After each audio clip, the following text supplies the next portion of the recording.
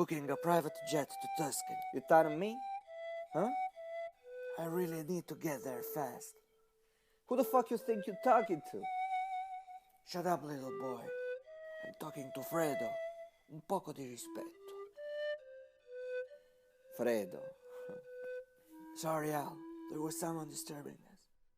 So I was telling you about Airwolf Jet Services. They're friends of ours. The best. Amazing service.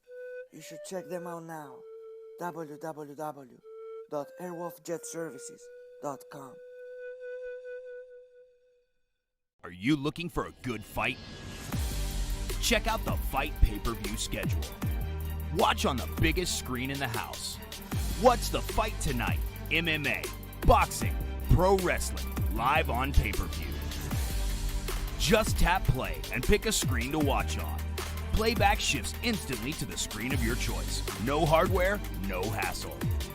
Download the Fight app and start watching today.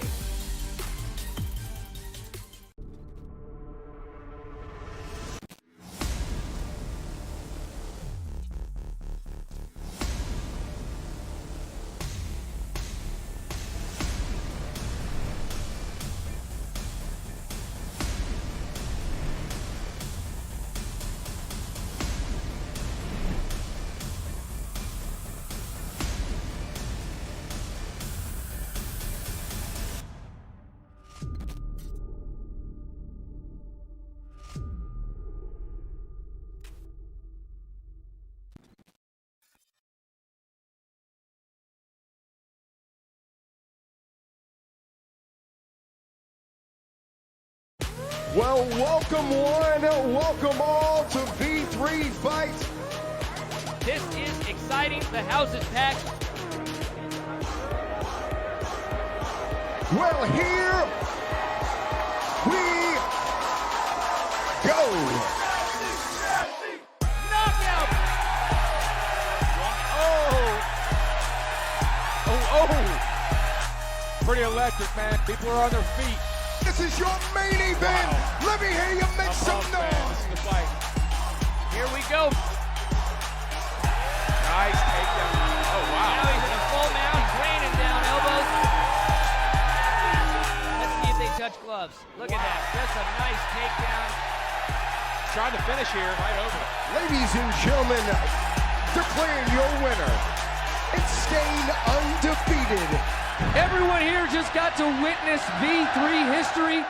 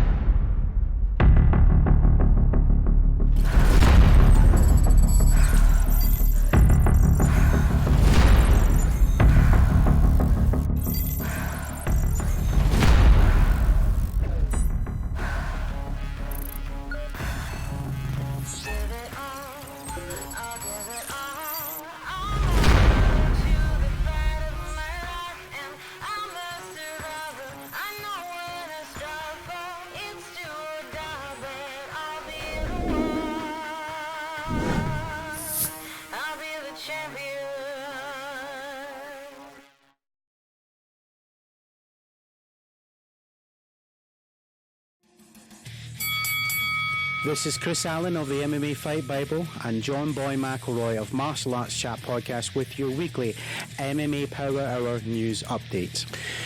In the MMA news this week. Last weekend we saw a legend and a veteran of the sport well deservingly being inducted into the UFC Hall of Fame as its latest member. Ultimate Fighter 2 winner. Yeah, that long ago. Rashad Evans has taken his steps towards where many other fellow fighters have gone, who started around a similar time as him and later on, and he no doubtedly deserves to be entered, as he was a true veteran of the sport. He had a great attitude towards every aspect of his fight game, as well as putting on entertaining fights. He joined back in the day, he actually joined as a heavyweight, a lot of people remember. He won the Ultimate Fighting Championship as a heavyweight. Then when he came to the UFC, dropped down to light heavyweight and went on a great run, taking out some of the best that are now current Hall of Famers, if not yet to be. Names such as, Michael Bisping, Chuck the Iceman Liddell, Forrest Griffin, Lyoto Machida, Rampage Jackson, even John Jones, and the list just goes on and on. Eventually he did win that light heavyweight title as well, which is everyone's dream in this business, and I'm sure Rashad would be happy to have that literally under his belt to complete his legacy. Shortly after, he had a bit of an up and down career going on, but he was taking on some of the best again, as he's going through his career. People like Glover Teixeira are coming out the woodwork, Sam Alvey, Anthony Lionheart Smith. Rashad was never afraid to step up to any of these newcomers, these top athletes, with a lot of age against him, a lot of fitness, a lot of skill, but he always went in there and had it out his best. His last fight, as I said, was against Anthony Smith back in June 2018, where unfortunately he did lose by TKO, but it didn't leave any dent on his legacy he worked so hard towards. Rashad Evans, as you've all seen on your TV now, is doing a great job at analysing the fights and the post-fight shows, and I'm glad he's sticking around the UFC, as well as training some still great up-and-coming fighters at all the gyms he goes to, and really look forward to see what he's going to be doing in the future with the sport, as I'm sure he'll be a part of it for many years to come. Conor McGregor has been in the news again, and this time it was for a very positive reason. He's revealed that he is currently building houses for homeless families in Dublin who are currently living in temporary accommodation. This heartless act by the Irishman is a very honourable thing of him to do, especially with the amount of money he's been earning. It's nice that he's giving something back to his country, feeling that they've been behind him for all his fights, followed him all across the world, and this is his way of saying, some way of saying thank you. Conor McGregor posted on his social media, back on the site today, it's been a while.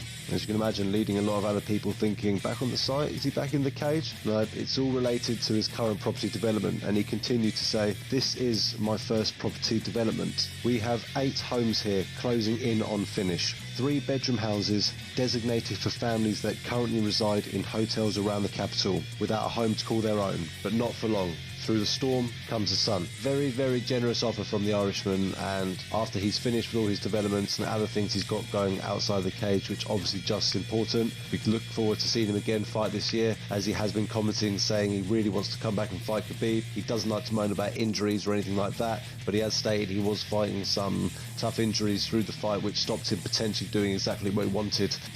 Undefeated star of the UK and brother of Leon Edwards, Fabian the Assassin Edwards, has signed a new deal with Bellator, and with a quick turnaround from his previous win at Bellator Birmingham, he'll be fighting next month at Bellator London. Fabian Edwards has been on a tear since joining the Bellator scene, as well as other organisations within his pro career. Fabian has only seen the fight go to the 3rd round once, where he won by unanimous decision. Apart from that, he's won every other fight via flying knee, as you do, rear naked choke, and last one, nicely, up kicks and punches, which we rarely see as well. So Fabian likes to put on a show. He's an explosive fighter. He's definitely one to look out for in the future, and I personally hope I'll be cage-side watching him myself at Bellator London, and I'm sure it won't be long before he's following in his brother's footsteps. On Monday, Bare Knuckle FC held a press conference in promotion for its June the 22nd event, BKFC number 6.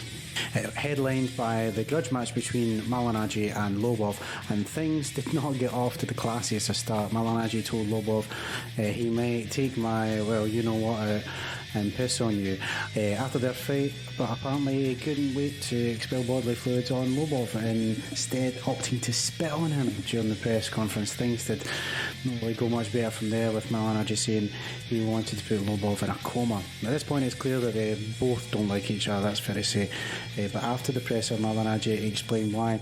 He said, Lobov and the MMA community have really disrespected my sport in a lot of ways, boxing, saying that we fight with pads on and it's not real fighting and whatnot, but we all have We have all the deaths, Malanaja, he told FightHead.com. He went on to say we have more of the deaths by a long shot. We have more of the permanent damage by a long shot, and this is not to diminish the danger of mixed martial arts or any other combat sport, but there is a reason why boxing has more deaths and more traumatic brain injuries in one night, because we are the most dangerous combat sport. I guess so. Either way, I guess it makes for a promotion for an interesting fight. People love seeing the old bare knuckle, man. It's building momentum. Will you be tuning in? Let us know on the show tonight. Sage Northcutt, ONE FC Championship debut. Let's just say it didn't go as well as he would have liked, suffering a 29-second KO loss at the hand of Cosmo Alexandre at the Enter the Dragon event in Singapore. To make matters worse, Northcutt had to endure a 9-hour surgery immediately after to repair multiple fractures in his face caused by one single but massive blow to the head. According to Uriah Faber, one of Northcutt's coaches at Team Alpha Male, he had 30 pieces of bone fragment removed because of the facial injuries.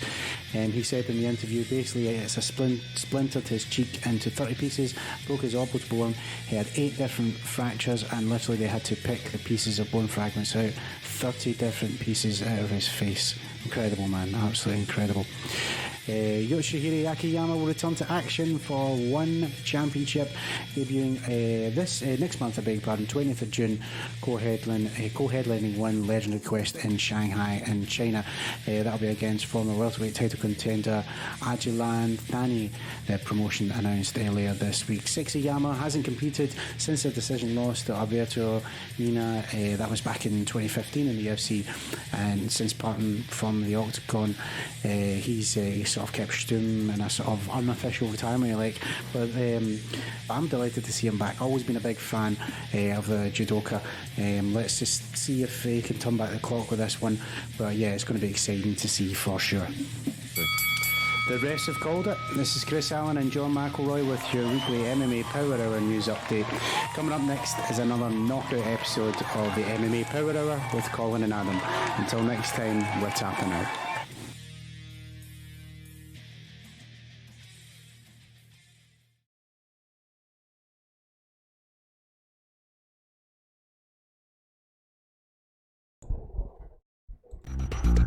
Can you feel the power? Yes, I can feel it. Welcome to the MMA Power Hour. So glad to have you all with us. We've got a really exciting, fun show in store for you here, so jump on in and let's get right to it. First, let me bring in my co-producer and co-host, the awesome Dr. Adam Rorda. Roar your way in here, Roar Master. How's everything? Always. You look great as always, Adam Wolfman Rorda, all kinds of great names, Lion Fist as it is, and Adam Cryptocurrency Rorda, the man who called it and said it wasn't all through, and it's looking great now. Anyway, enough of that.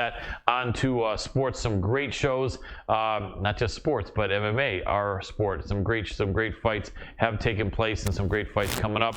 I think that you were impressed with a lot of the fights that took place. I know that you had some good calls and you had some bad calls. I know that we both made some calls, and there were calls going on everywhere, but there were some great fights. How did you like last Saturday's action? It was pretty good. Kind of threw me for a loop. Yeah. What was surprising? What was the most surprising to you?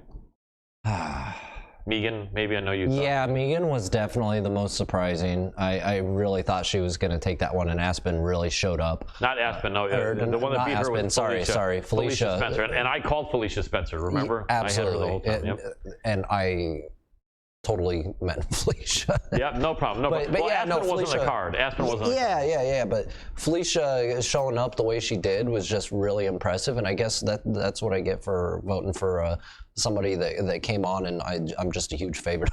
Yeah, absolutely understand. And everyone loves the Aussies. Aussie. She was very gracious in defeat. Felicia is a great fighter with a great future. Megan has to get her takedown defense down a bit better, and that could be a good, really obviously an answer for her, but that's being Captain Obvious. Felicia, definitely a tough fighter, good grappler, 6 inches shorter, which shows that height doesn't always mean anything in fighting, but most people know that.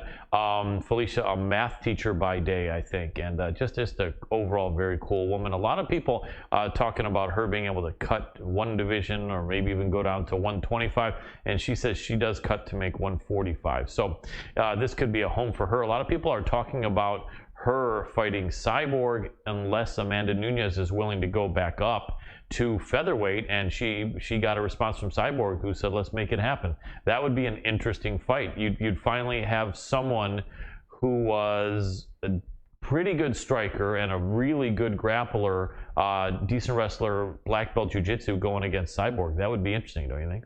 Absolutely. Felicia just kind of threw me for a loop. I mean, really, I'm even confused on her name because of how much she threw me for a loop here. But she really showed up, and I could see that really being an interesting matchup. Yeah, it really would, and it looks like that very well could be the case because Amanda Nunes is going to have her hands full with Holly Holm. You know what I'm almost thinking is that if she loses to Holly, which is possible, it may make things even more likely that she would go back up to 45. You know, the one thing that I wonder about that is normally the UFC strips champions fairly quickly once they become a double champ, a champ.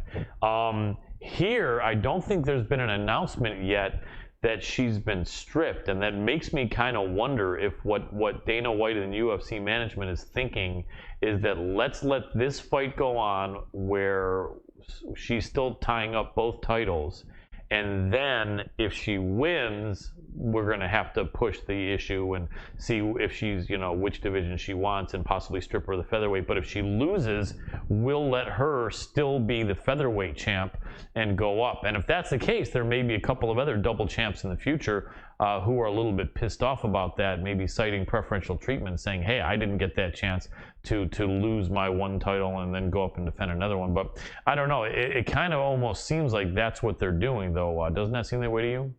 Yeah, I mean, at the same time, it's real hard saying. They've been pulling so many surprises here in these weight classes, and I really couldn't make the call better than the next person. Yeah, I think that's what they're going to do, though. And I think if she loses, she probably would go up. But then the question is if she takes, depends on how much damage she takes and if she's injured a little bit or a lot or not at all, because I don't think they can hold up the featherweight title a long time, although they might. I don't know. They've got to pay her, though. Actually, Tanya Evinger had said she'll fight Cyborg again for $3 million, and she's definitely worth that, though. I wonder how much she would charge, though, to face Felicia Spencer, though. That would be interesting. Maybe she wouldn't ask for that much money because they probably wouldn't pay it. But definitely it'd be interesting, and then otherwise it would be Cyborg, Felicia Spencer. But I really hope Cyborg remains with the UFC because she was a dominant champion, a great champion, a gracious champion, and just off of one loss where she got caught, I'd hate to see them sever ties with her because she could come back and beat possibly Felicia Spencer and get a chance to push the issue for a rematch with Amanda Nunes and possibly beat her in a rematch. I'm in the camp, like most people I've talked to, that don't feel that Amanda beats Cyborg 9 times out of 10 or 10 times out of 10 or 8 times out of 10. I think it could be, maybe she's a little bit better. She might beat her more often than losing, but that Cyborg definitely has a chance if she's more patient. And she definitely has a puncher's chance, period, but a little more than that. I mean, come on, it's Cyborg. She had one of the longest reigns in UFC. So absolutely dominates. Her jiu-jitsu is good. Her ground game is good. Her wrestling is fairly good, and I think it would be a totally different fight the second time with Amanda Nunes. Anyway, whenever you were ready, if you want to get, we got a few minutes. I did find his Skype though, so we'll be good there.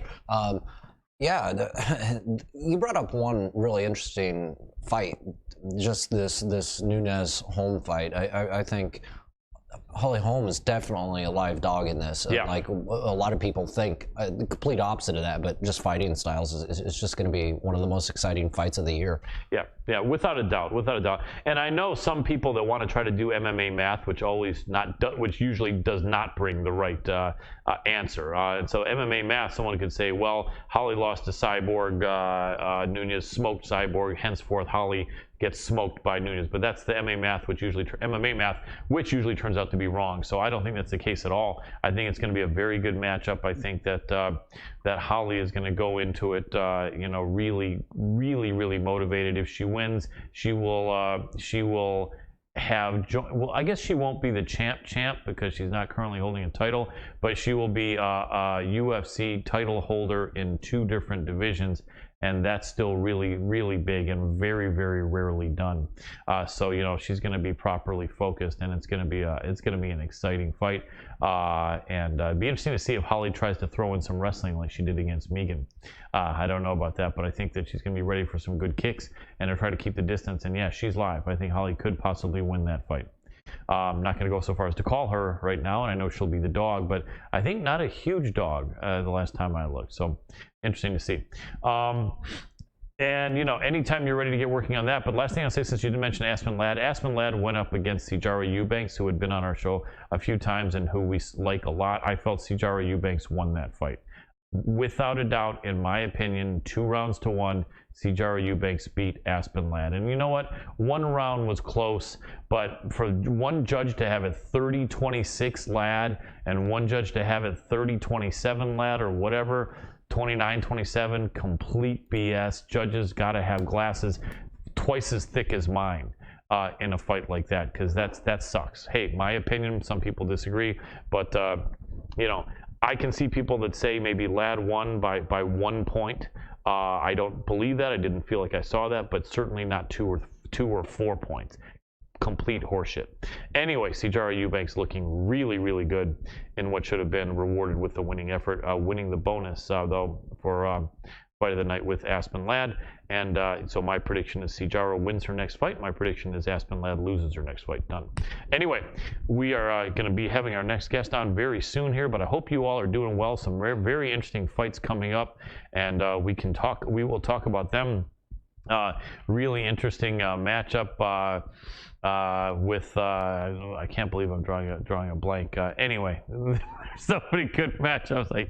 I can't think of all of them because there's so many great ones. But definitely were some great fights there. Vicente Luque looking great as always. Ian Heinisch, very impressive. Man, what a rough fight with what do you call him? Shoeface. I forget his actual name right now, but a really great fighter and a high-level fighter, and back and forth with Ian Heinisch. And man, that wrestler grind, that strength, that core strength, being able to keep his hips low, being able to stay heavy on top, and just that ruggedness of the American wrestling background, Dr. Adam Rorta knows well, I think really helped carry him through. Antonio Carlos Jr., I think, is Shoeface, yeah. But man, for a guy that wasn't a wrestler, he just went back and forth, taking as much as he was dishing out with Ian Heinisch, and props to Antonio Carlos Jr. Shoeface, amazing guy. I hope I'm not botching his name, but big respect for him. Ian Heinisch is definitely going places for sure. Right. Do we have our next guest? Yeah, we sure do. In fact, he just sent us a message, so we will do a little Skype dance. Let's go Skype dance, buddy.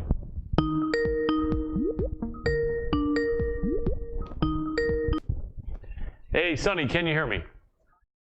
Hello? Excellent. Sonny, we hear you, but all you need to do now is hit that video button that looks like a camera with a line going across it, and we will have video. But looks like we have audio, and we're very happy to have you here, my friend. And so while you're working on hitting that, I'll give you a proper introduction. Ladies and gentlemen, so happy to have our next guest on. He is a legend in the world of pro wrestling. Many people don't know before that he was a world kickboxing champion, and a great one at that, involved in pro wrestling and martial arts, a liaison to so many of the best organizations in Japan for kickboxing, wrestling, and even MMA. And we're so happy to have him on the show, Mr. Kazuo Sonny Ono. Sonny Ono, my friend, welcome to the show. And even without video, we're happy to hear you. But while you're working on the video, I want to make sure you can still hear me. Am I coming through clear? Sonny? I'm hoping you can see me. Can't, possibly in a few seconds. Sometimes there's a couple second delay, but we're not seeing anything yet. Adam, are you seeing anything? Hello, can you hear me? Yeah, Sonny, I can hear you, but we can't see anything yet. We're not seeing. I don't know what the deal is. There should be one button that looks like an old-fashioned or like a movie camera. How's that? Anything? Let's see, because if you hit that button, then within about 3 or 4 seconds, we would be seeing something. Can you hear me? No, I hear you. So you know what I think the answer is, Sonny? I know when the person calls, the camera is activated immediately. So why don't we hang up and you Skype call us, and then the camera and video will be activated right when we connect. All right, we'll give it a shot. Sounds good, my friend. All right. Alrighty, so ladies and gentlemen, we're going to make sure we get that going and see what Sonny Ono has to say. He's got a big, there we go, he's got a big project coming up here, and definitely some great opportunity for aspiring pro wrestlers, and definitely some interesting stuff. Really, really cool guy. You know, remember back in the WCW days, you know, you will very well remember him. He was one of the on-camera personalities and stars. All right, so there he is, Sonny Ono, my friend. It's good to see you. Excellent. I know you don't see us, you just see a green screen, but we see you. You're all good. Great to see you, my friend. Coming at us from Iowa. How is everything going, Sonny? Man, it's just a beautiful day today, finally, after all the rain. Excellent. So, it's great. I'm packing my bag, getting ready to get to Vegas tomorrow. Very cool. For StarCast. You know, as you know, Double or Nothing is happening this weekend with AEW. So, yeah, there's all kind of stuff happening in the professional wrestling world. Excellent. And, yeah. And we have that graphic, or don't we? No, I'm seeing it, but we have the graphic for the event coming up and the tryouts, but that's not the AEW. Tell us what's going on with this AEW in Vegas this weekend. That's news to me. I'm sorry if I should have known about that. Tell me. Well, no, AEW is Cody Rhodes and Brandy, his wife, has got together with, you probably know, Mr. Khan, who owns the Jacksonville Jaguars. Mm-hmm. They are starting a new wrestling company. It's going to be on an old channel that I was on TNT, awesome, Turner Network, and they're selling out places. I think they did a event last year in Chicago, sold out in an hour. And, wow. That was 10,000 seat arena. Impressive. So, now they're doing the Double or Nothing, which is the second event. He'll be on pay-per-view. What's great about that, I think, is that, look, it's good for wrestling. Yeah. Competition is good for wrestling. Absolutely. And I a lot of these guys, they'll do things different. I think they're going to be a alternative to what WWE is, and I think he's so good. And really, for the first time in many years, I think this is one of the best times for the professional wrestling fan and a talent who has a place to go other than WWE. So I think it's all good, and it's going to make them work harder to give fans what they want. Absolutely, absolutely. Cody Rhodes is a son of the late Dusty Rhodes, isn't he? Yeah, and the gentleman who was so kind to me when I worked at WCW back in the days, and wrestling's in their blood. It runs through the family tree. So and he was one of the best and kindest men that I knew while I worked at WCW. So he was awesome. Dusty Rhodes. Oh, yeah. I have a great memory of a great line of his when Missy Hyatt was in the storyline. Remember, she was being evil, and then they said, and then I think it was Gordon Soley or someone said, "What do you think Missy Hyatt's left you and is now with Ric Flair or something?" And he said, "Now then," he said, "Missy Hyatt is like a pair of old shoes. She's done already been worn." Remember that? Oh man, he had so many one-liners that it was so good.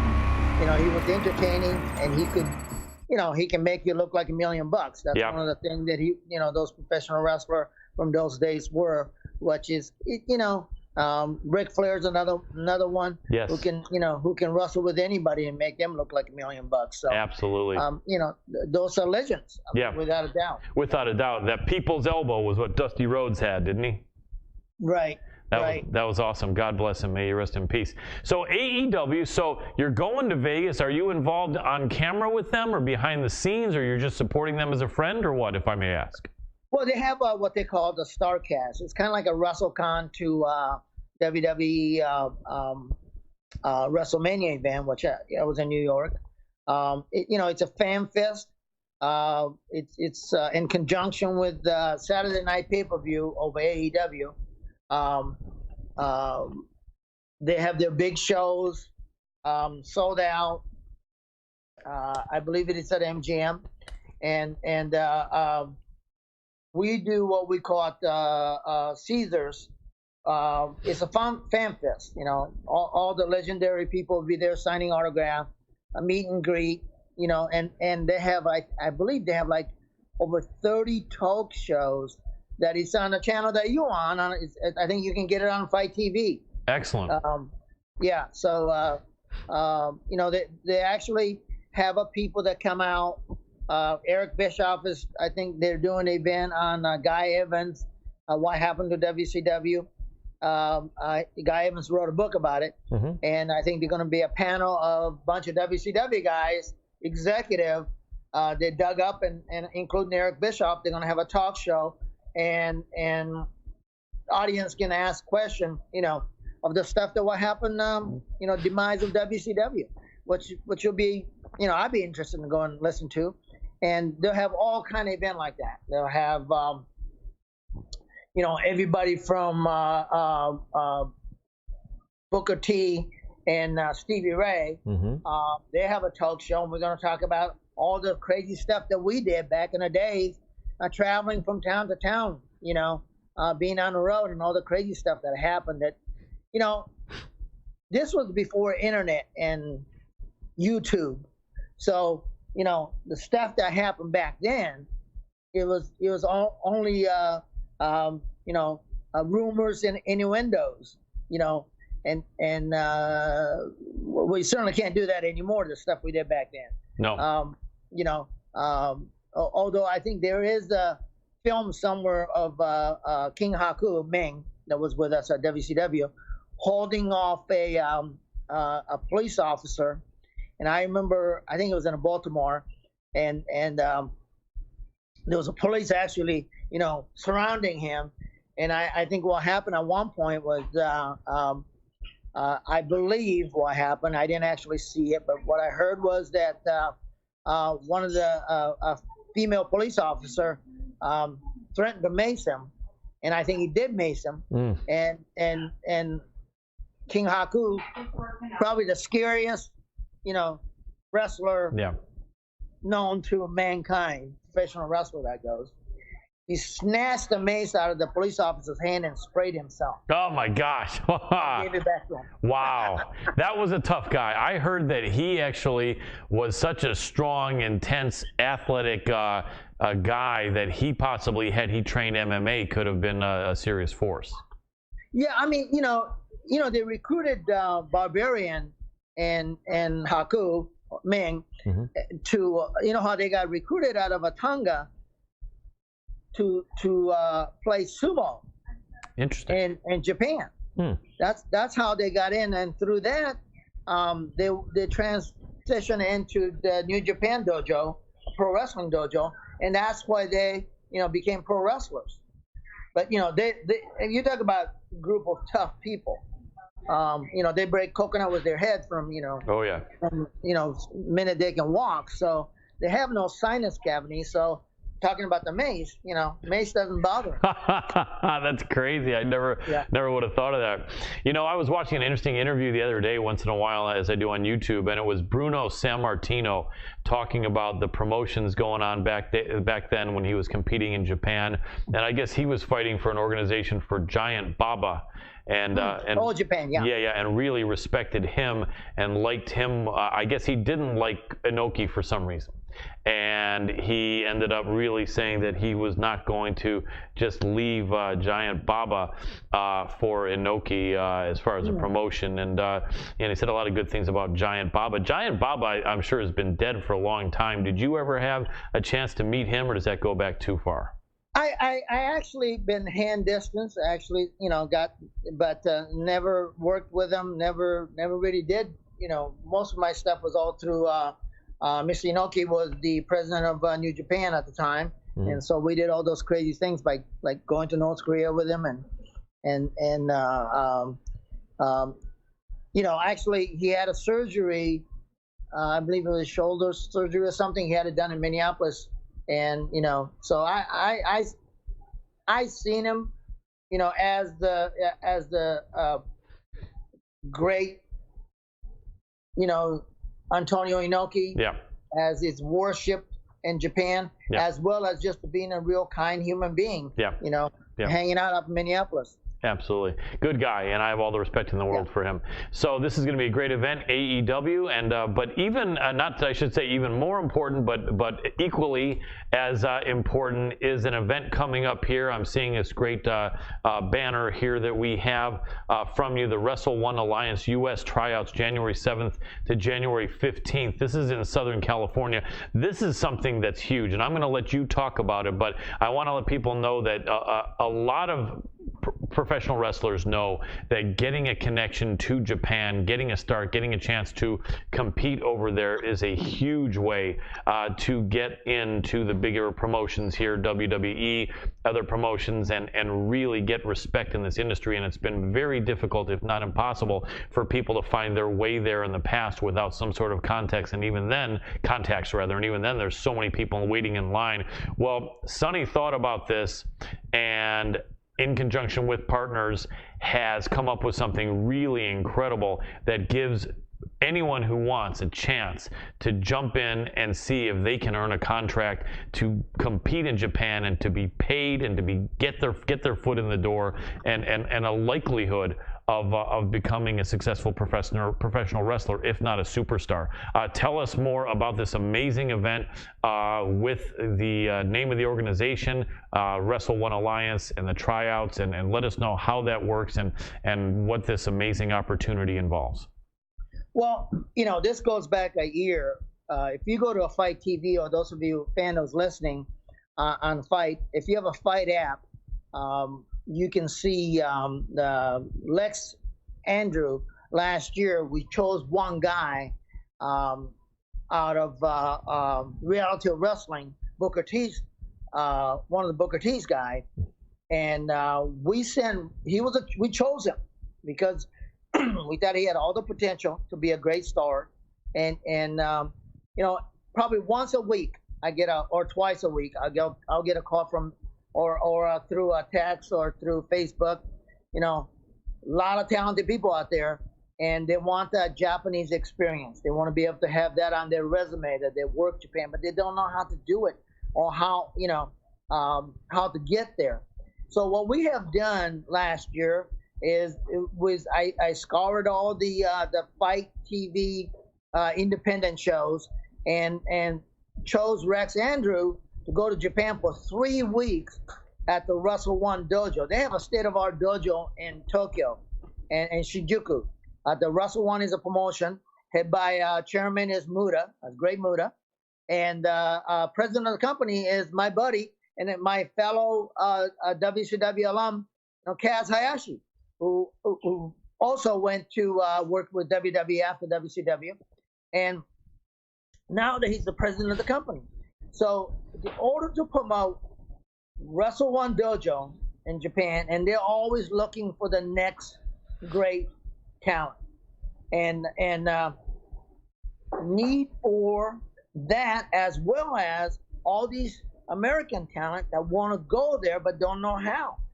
So anybody can go there. They actually have a dojo there that you can go and pay, but it's not something that you want to do go there with being just because I want to be a pro wrestler. You better be prepared and maximize the opportunity that you're going to get.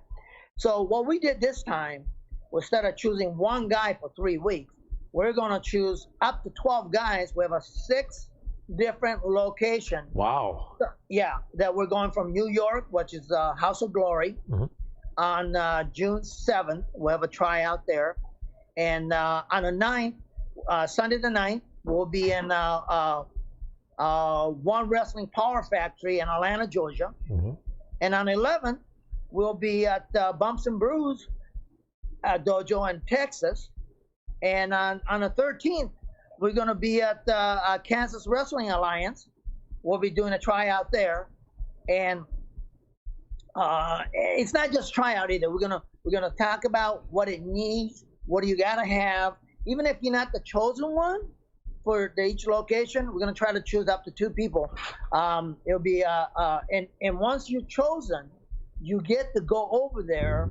You have to pay your own expense to get there, but it's about $1,500 worth of. That's what they usually charge for a week of training. But you get to go there and train, and hopefully they get to see you and examine you, and hopefully they'll like what they see and maybe put you on a card at the Colacan Hall at one of their events. So it's a great opportunity. And after Kansas City, we're going to be going to the West Coast to Hood Slam, which is real alternative, but a great wrestling talent there. And we'll be in that'll be in Oakland, the Friday the 14th, and the Saturday the 15th we'll be right down the street from you at the Huntington Park, California, at the Pro Lucha Dojo, formerly the Inoki Dojo. We're just talking about Mr. Inoki, and it's run by his daughter, by the way. Oh wow! Yeah. So there's 6 different locations, and from the June 7th to June 15th, you can go to www.w1alliance.com and get all the information. And if you want more, if you want to talk to me, feel free to contact me through my Facebook. I'm on the Sunny Ono, so you can find me. And it's a great opportunity because I get calls all the time. I can imagine. How can I go?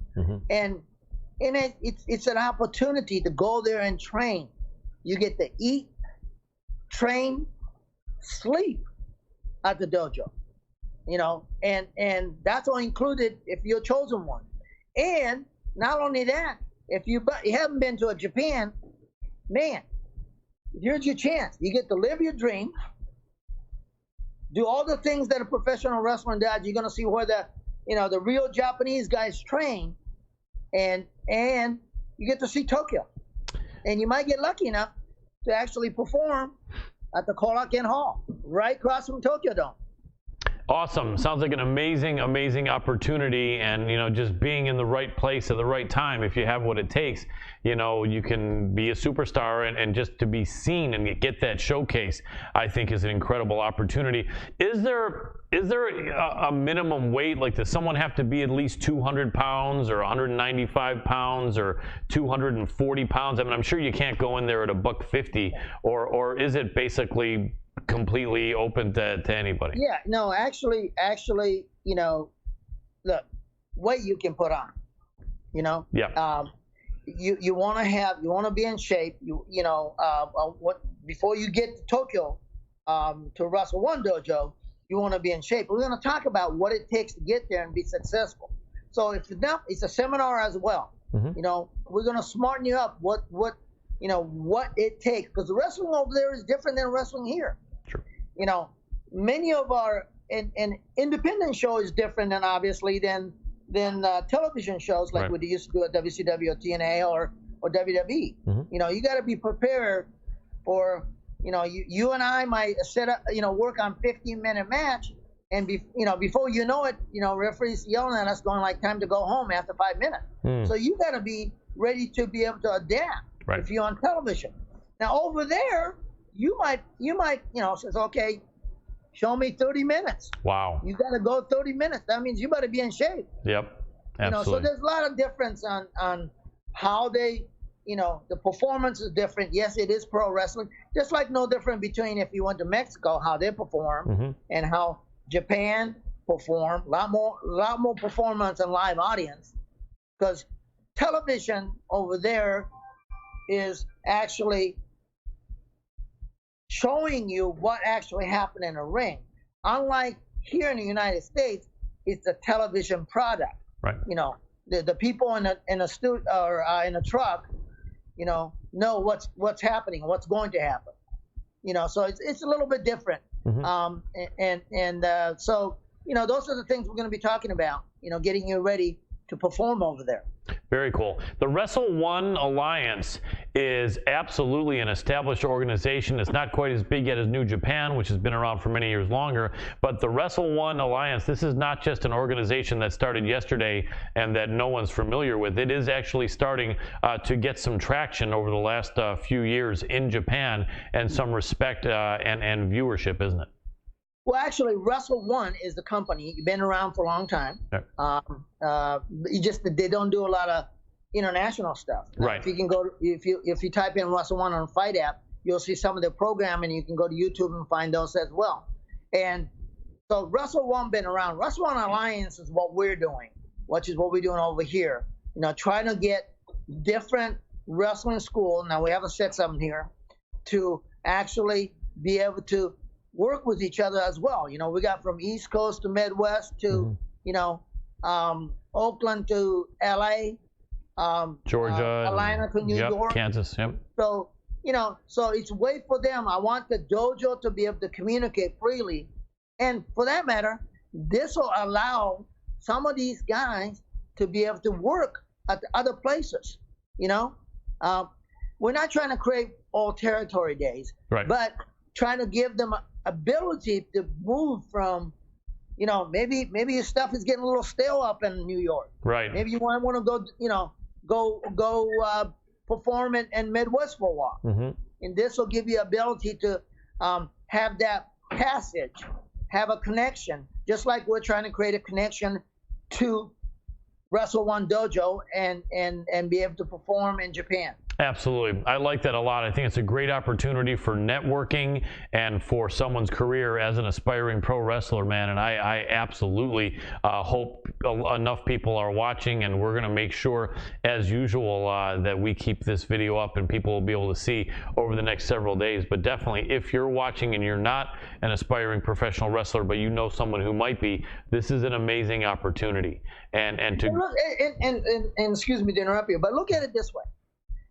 If you're passionate, obviously, about wrestling, if you're trying to be to get to the next level as a professional wrestler, if you want to take a vacation in Japan and you get to include that with the stuff that you want to do, that you're passionate about, to go see a Japanese event or train at the Wrestle One Dojo, and you get to do that as well as getting this little vacation overseas if you haven't been to Japan. And there's millions of things exotic about Japan, including myself. Yep. For those of you still watching, absolutely. I'm getting a little gray, but I'm still exotic. Absolutely, you are. And check this shirt out. I was wearing your shirt the other day. Did you see it? I posted it on the I really appreciate you repping my cross-trained MMA fighter and cross-trained fighter gear. You looked fantastic, man. I really appreciate it.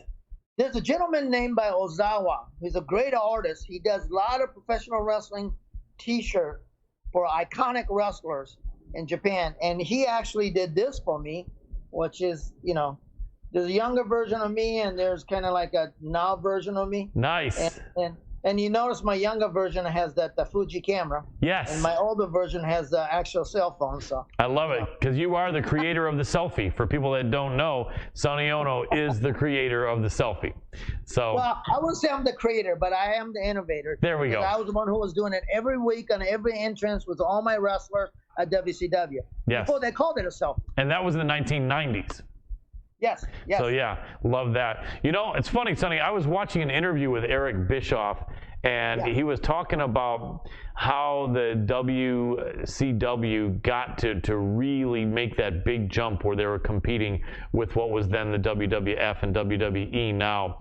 And he said that they had a meeting with Ted Turner, and Ted Turner said, "Why is this WWF getting all this attention, all this publicity?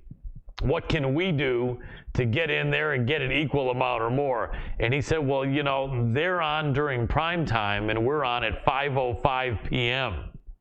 And on Saturday. Yeah, and he said Ted then looked over to whoever was there with him and said, "I want you to get once a week at prime time for Eric here for the wrestling." 2 hours. It's 2 hours, right? Easy as that. Done. And I love that story because it showed an executive who asked his employee what we can do. His employee told him. Immediately he enacted it. And then that really, within a short period of time, WCW was huge, wasn't it? Yeah, absolutely. Eric has a podcast called The 83 Weeks, which is one of the most popular podcasts, wrestling podcasts, I think number 1 or number 2. Oh, wow. Podcasts in the country. And it's a weekly. He releases it every Monday morning, and it's and he talks about that, and that's one of the stories that he tells. And he'll also tell you that he wasn't expecting that. But given the opportunity, a prime time, and that's what happened. You know. Yep. And Eric will tell you, and I'm repeating him, but one of the things that made us different, and you talked about the size and all that earlier. Who can compete at this tryout? Listen, size, we can make you bigger. So that's not an issue. Yep. Okay. And given the opportunity, if somebody says, "Hey, we want you to be in a movie, but can you ride a horse?" You're gonna say, "Yes, I can," yes. Because right after that, I'm gonna go get a lesson how to ride a horse. Exactly. And opportunity comes like pages in a book all the time. You just got to be able to step in it. Yeah, like they say, when opportunity knocks, you better darn well open the door and fast. Yeah. And you want to be the first one to say yes, and go ahead first. And yes, you want to be prepared for it, but you don't know what that is. So if you want to be a professional wrestler, here's the opportunity, because every time you go to a different event or opportunity to go to Japan and wrestle, that just makes you that much better. Yeah. And having a being able to wrestle for Wrestle One on your resume when you get back here, that's going to make you a little bit higher up the totem pole. Yeah. So, those experience all helps. Yeah, without a doubt, probably significantly higher up. And I like that that great Muta, Kenji Muto, involved with it. He was one of the most exciting wrestlers, in my opinion, in history. I mean, what an athletic guy that guy was. He was so fast. He was so athletic, but yet a really strong, muscular guy. What a really impressive. For people that don't know, look at the great Muta from years ago. I remember when he first came out, I had been an avid wrestling fan, and I was like, wow, who the hell is this guy, man? This guy's incredible, and so him. We're going to try to make you better.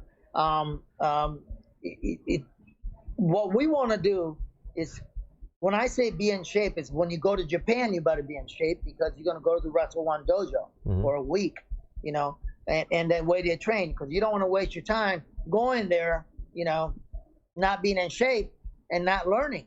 You want to be in shape so you can learn what they're going to be teaching you at the dojo.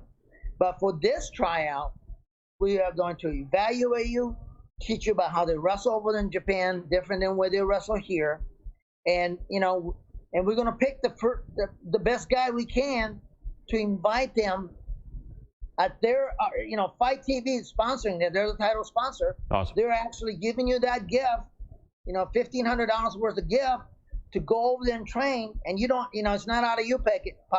It's Fight TV's going to help you, give you that gift.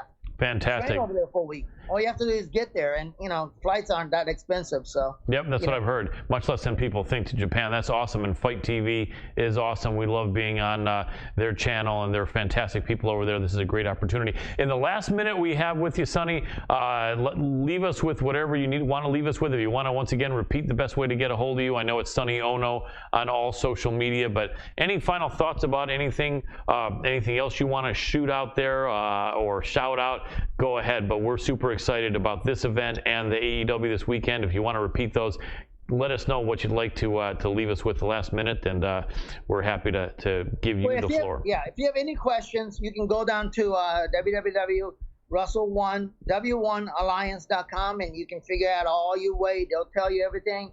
And if you still have a question, feel free to message me, through Facebook. I'm easy to find. The guy with the selfie, so I'm easy to find. And at Pro Wrest Dojo on the 15th, I'm hoping to see you there. Maybe we can come in, you'll come in before and do some stuff. And they'll have an event that night too. They have a pro wrestling event, a lucha event that the Kazuhashi and I will be probably getting involved in. And if you're ringside, we might have to, you might have to watch, make sure nobody hits you upside the head with the chair. Absolutely, that would be fantastic. We'd love to do that. We're going to see if we can. I think we hopefully should be able to. But thanks for the invite, and it would be my pleasure to do it. Sonny, we'll be in close touch again, my friend. Thank you so much for joining us here on the MMA Power Hour with this great information. Always a pleasure to talk to you, my friend. Thank you so much, and we'll be seeing you. Absolutely. Have a great night. All right, great. Thanks. Take care, brother. Right. And that was Sonny Ono, Dr. Adam Rorta. That would be a very cool event. We're about 3 weeks away. I know things are not always possible, but it's possible, ladies and gentlemen, we may be able to provide some coverage at that great event for Wrestle One. And it all depends on what my production company is up to that week. I might have something scheduled, actually, unfortunately, but we'll see what we can do and get it arranged so that we can have somebody show up there for it. Absolutely, so. Absolutely. We've got contacts that people don't even know about sometimes, and sometimes they're available. Sometimes they're not, but we'll see what we can do. But we'd love to jump in there and cover this, man, because it's going to be a great opportunity. And Sonny Ono is a legit super cool person and a great person in the combat sports industry and the wrestling industry, having been former PKA kickboxing champion back in the day when it was the rough and tumble black and blue era, people beating the living crap out of each other in kickboxing. So absolutely all respect to Kazuo Sonny Ono. Dr. Adam Rorta, we do have someone that may be blowing in here. Not yet. Not yet? We have a little bit more time. Watch up here where you're supposed to. Well, all I see is a light bulb. I see a light bulb up there. That's it. Everybody, thank you so much for tuning in. I appreciate it so much, and I know Colin does as well. It means the world to us. Make sure to give us a like, a comment, and share if you haven't already. Also, want to give a quick shout out to DigiSouth for the social media marketing that they do for us. Make sure to go on over to digisouth.co where you can get set up with social media marketing and whatever you need when it comes to Instagram, Facebook, LinkedIn, Twitter. Not very many people seem to be using Twitter except for politicians anymore. But if you want help with that, whatever you need with your social media marketing, they can help out. Also, want to give another quick shout out to one of the most amazing news sources for all things combat sports related. Go over to combatpress.com where every fight has a story. I've been using them for a while just to keep myself updated. They're number one. There's no fluff, anything there. I just love going over there for the news just because it's nice and easy to get all the news that I need to be the expert at the bar and also an expert here on this show. Actually, a lot of my knowledge actually comes from them, and when I get it wrong, it's just because my memory, but it happens. So Colin, I want to thank you real quick for your company as well and what you've brought to the table with Cross-Train MMA, Cross-Train MMA Fighter and CrossTrainFighter.com. Yeah, you changed it up a little bit there for a second the other week, and that threw my mind off. But CrossTrainMMAFighter.com, where you can get some awesome apparel, some awesome T-shirts, just showing your support for the fighters, or if you are a fighter, saying I am a fighter. And it is, I love what you've done with the company and love the T-shirts. So I just want to say thank you for the support also with helping out with bringing us the MMA Power Hour T-shirts. Absolutely, my pleasure, and I really appreciate you always speaking highly of the gear. It really is top quality. Hit us up. A lot of people are hitting us up. We could use some more people hitting us up to support. You want to look great, represent that you are a fighter or you train or you're a fan. Nothing better than Cross-Train MMA Fighter gear. If you like me, buy the shirts. If you don't like me, buy the shirts. Well, wait a second. That wouldn't make sense. If you don't like me, don't buy it. Well, I love your business anyway. It's great stuff. Hey, if you don't like us, you should buy the shirts anyways. They're excellent. Yeah, then you can cut them up, and then that way you can get back at us, and we'll be like a knife to the heart. Anyway, and remember that when you do check out the great DigiSouth, remember, not DigiNorth. DigiNorth would be a completely other company. I have no idea. So we're 25 minutes early. Oh, we are early. Yeah. Okay, I thought you were asking. No. I meant if someone has blown in from many thousands of miles away. Oh, okay. Sorry about that. Was a stall. Yeah, no, we had a mixed signals here. I was ready to send it to our correspondent miles and miles away in Thailand. Are we able to do that, Dr. Adam Rorta? In Thailand, we can get on over to that, and no problem. I didn't mean to throw you a curveball, but then again, you totally did. You know me, I'm a producer, and I have to. That's okay. Have to do 5 things at once, so that's the fun of watching a live show, boys and girls. Totally okay. Yes, somebody is about to blow in over here. We've got Dana Bluen with Asian MMA podcast, giving us a nice little rundown. There you go. Thank you guys. And what's going on, MMA Power Hour? I'm Dana Bluen from the Asian MMA podcast, and I want to give you guys the update of what went down over the weekend in Asian MMA. We had a couple of really big cards. And so a few things that I really want to jump into. And we'll just go through some of the highlights that we have here from the weekend. And of course, I've got to start in Singapore with one championship, Enter the Dragon. This was an amazing card. I mean, this was a stacked card. They had great MMA fights. Even the prelims on this card were amazing. They had good kickboxing, K1 action, and they had great Muay Thai. So overall, just a fantastic card. And if you guys, if you get to watch it, you know, maybe you picked up on this or not, but I've got to give a shout out to their commentator, cage side, Michael Chavello, who did a fantastic job with slipping in some Game of Thrones references. If you didn't catch that when you watch it, go back and check it out. There's some really good ones in there. And if you're a Game of Thrones fan, it's like super nerdy, geeky stuff that he threw in. It just made me laugh. It was some really just wonderful audible Easter eggs in the One Championship show. So shout out to you, Michael Chavello, for putting on some great little nerd Easter eggs there. Now, I want to start out with this fight, and for some reason they had this on the prelims. It was Mei Yamaguchi versus Lauren Ballin. And you know, Mei Yamaguchi is one of the most talented female fighters in One Championship right now. And to have her on the prelims is strange to me. She's been on a tear. She did great. And she just came out so strong in this fight. Got the first round finish at 345 with an armbar. And it was almost like she was fighting no one because it was so easy for her. And you know, I can't wait to see when she fights next. Every time she steps into the cage or the ring in One Championship's case, I'm always grateful. We also had Gary Tonin back in action. And he was going up against Nakahara, and, you know, Tonin just looked the same as he always does, which is better than the last time we saw him. And he was just a beast. He steamrolled Nakahara into a heel hook finish. Tonin came out strong, dove for a heel hook, and who dives for a heel hook in MMA? You don't see it. And he gets it. And technically, it was so sound. It just looked crisp. You know, in less than a minute, he gets the finish, and he's got Nakahara tapping. Tonin is a beast, and he's going to give a lot of people nightmares in this division in One Championship.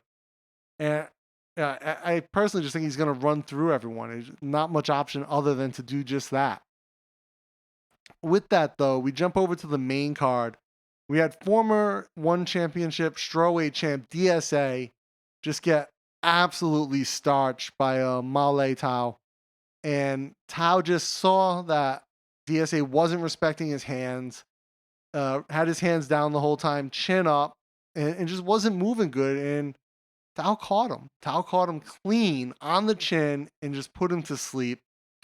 Not a great ending for DSA. And DSA is getting up there in age. He's 40 now. Not too many guys fight into that age. And as well as having been a Muay Thai champion before he ever got involved in MMA, I think he's got like 300 or 400 fights under his belt.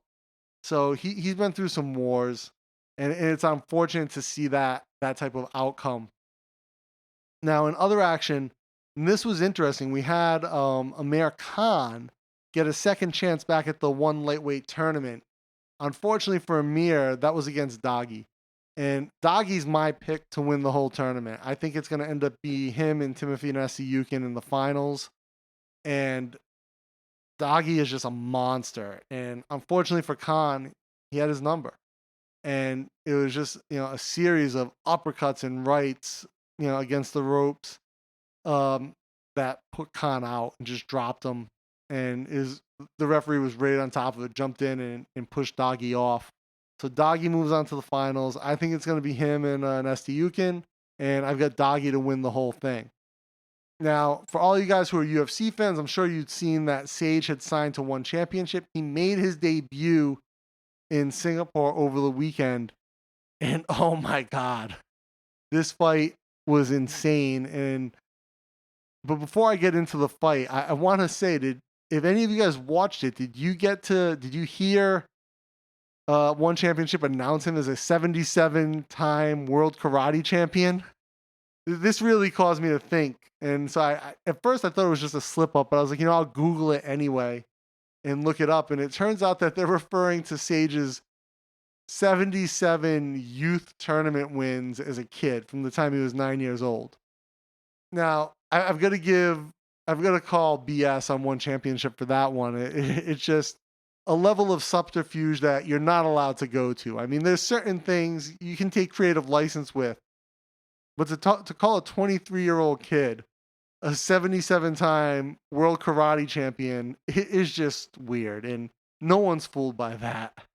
But this fight was something special, and it was Sage. He was making his debut against a very decorated Muay Thai fighter and kickboxer named Cosmo Alexandre.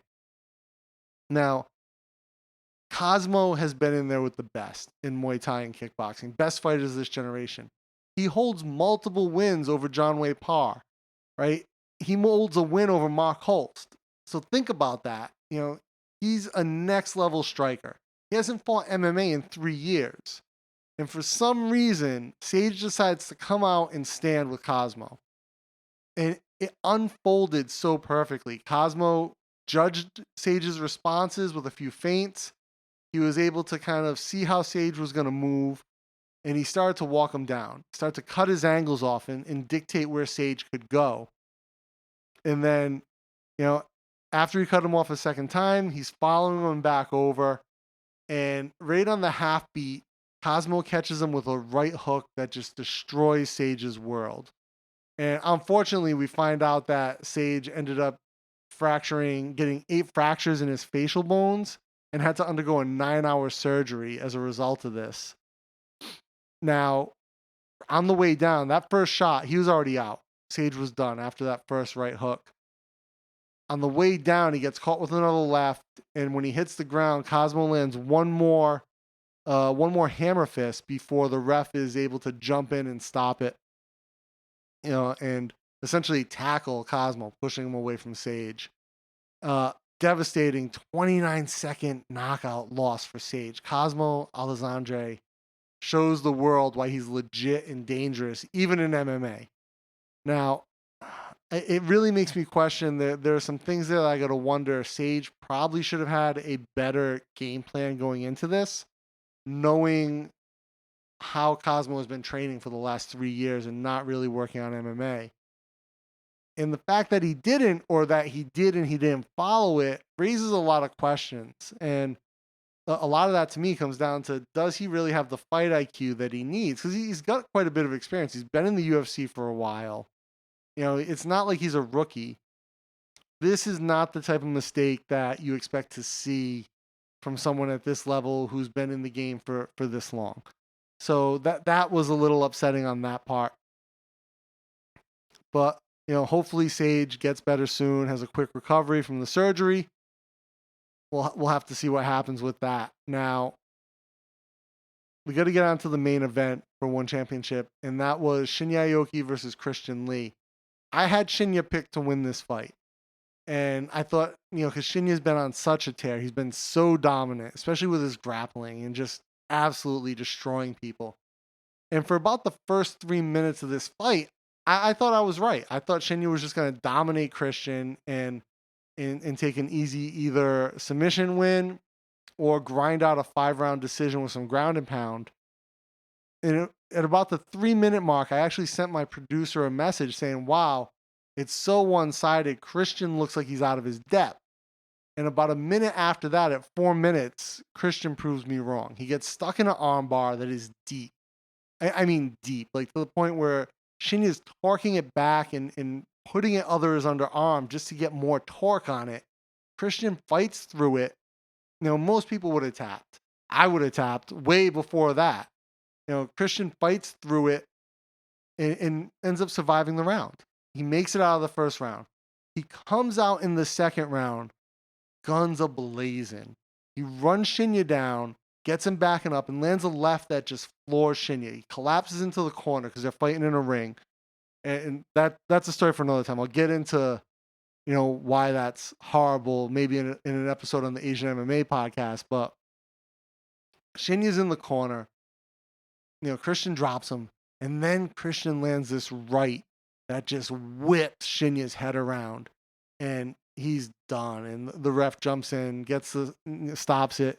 Christian is now the new one championship lightweight champion on a stoppage of a legend, a man who has been on a tear, ripping up competition. So hats off to you, Christian.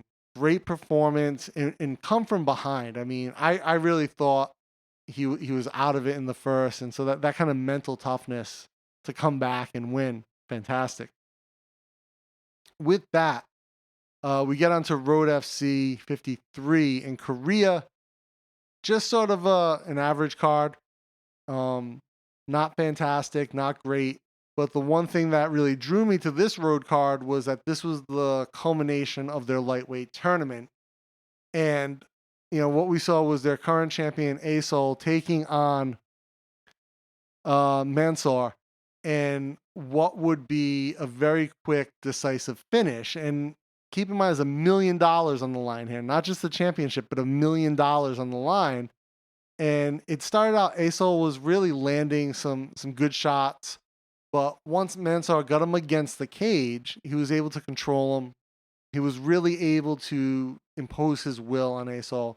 Landed some good shots, took him to the ground, and right away starts to transition to the back where he sinks in a choke. And it's deep. You can see how deep it is on Asol's neck. And within a few seconds of it getting really locked in, Asol taps out.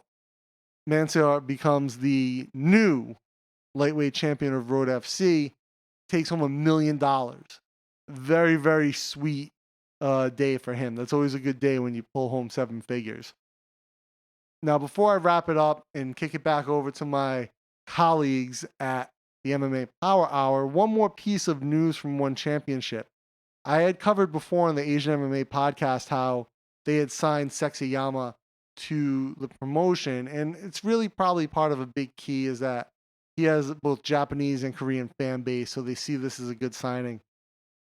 Now we now know when, where, and against whom Sexyama is going to make his debut, and that is going to be June 15th in Shanghai against former title challenger Malaysian fighter Agalang Tani. Now Agalang's on a 2-fight skid. But keep in mind, this is a guy who's really gritty. He's done very well in One Championship. He's not been able to capture that belt, which he's challenged Ben Askren for. But he's a guy who's going to put up a good fight. However, getting back in the win column against someone like Shinya Aoki is going to be difficult, just given that experience level and that skill level.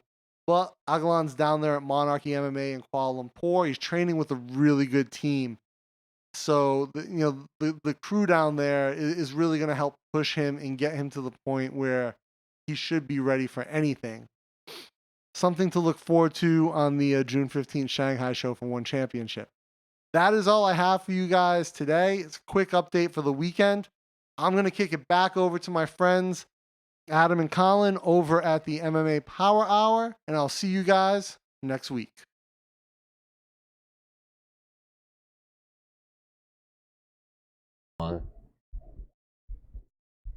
Thank you so much, Dana Bluen. Always a pleasure to see as I knock my earpiece out of my ear. Always a pleasure to hear what you have to say. Your contribution is awesome.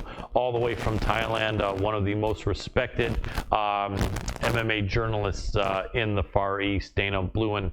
And I really, really appreciate it. Dana, you're awesome. Thank you so much, brother. And thank you so much to our mates that do the news in the beginning. Amazing journalists from the UK. John McElroy from Scotland and Chris Allen from London, England. Thanks, mates. You guys are awesome as well. So, Dr. Adam Rorta, we have a few minutes left here. Oh, yeah, I wanted to thank our reflective concept audio producer, Moo. He came in and made sure a few things were adjusted here to help make me sound even better than I would normally sound. So, thank you so much, Moo, for that. We're not going to have him Moo this time for various technical reasons. But thank you so much, Moo. For various technical reasons. Yes, various technical reasons that we'll leave as a secret for everyone there. We'll know, but we'll let you know some other time. Well, you don't care anyway, probably. But anyway, so Dr. Adam Rorta, man, oh man, in the few minutes we have till we bring on our next guest, Some great shows. Sijara Eubanks that we talked about.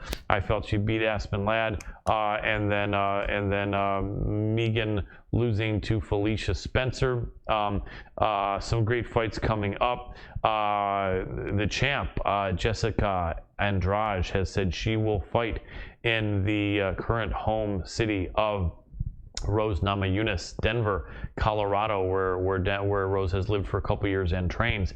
If she would like to have that rematch, she said she really respects and appreciates the fact that Rose went into her hometown there in her backyard, and she'll be happy to come into Rose's backyard. Hope to see that. I know that she also said Joanna can wait her turn.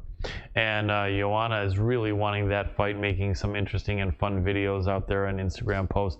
Joanna is a character. She seems really chill, easygoing. I think her next fight, and probably progressing in her career, she's not going to be the boogie woman, but she's going to be the fun, badass, sexy woman. That's what it seems like her image is now from the from Instagram posts, and that's cool. Joanna Jędrzejczyk, much respect to you, really big. And that would be an interesting fight to see if the champ can avenge at least one of her losses to the great former Polish champion, Joanna Jędrzejczyk.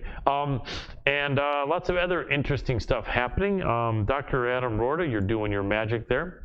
And I see that great picture of the great area there where Adam is taking care of business and being the doctor. And so I would say that that coming up, there's so many interesting fights, and a lot of them are blanking out, except we do have that great card coming up in a few weeks. There's a card before then, so I hate to miss out on a card, but I'm really excited about the two title fights coming up on the 18th. Marlon Moraes is going to be fighting against Henry Cejudo for the vacant bantamweight championship. You heard it here. Actually, you heard it probably before here, but if you didn't, then you heard it here. Henry Cejudo coming up in weight this time. Last time, Henry Cejudo had invited the bantamweight champ TJ Dillashaw to Gumtown to featherweight to compete for his title, and was able to defeat a depleted TJ Dillashaw, although still nevertheless TJ Dillashaw, who was a tough guy, and all credit and respect to the amazing Olympic wrestler and champion Henry Cejudo. Now he's coming up to 135 to face the #1 contender for the vacant title that TJ had relinquished due to his suspension. So interesting fight. Dr. Adam Rorda, I know you love Henry Cejudo, and I think we've discussed this before. I think you feel you got Cejudo on that one, but it will be a very difficult fight.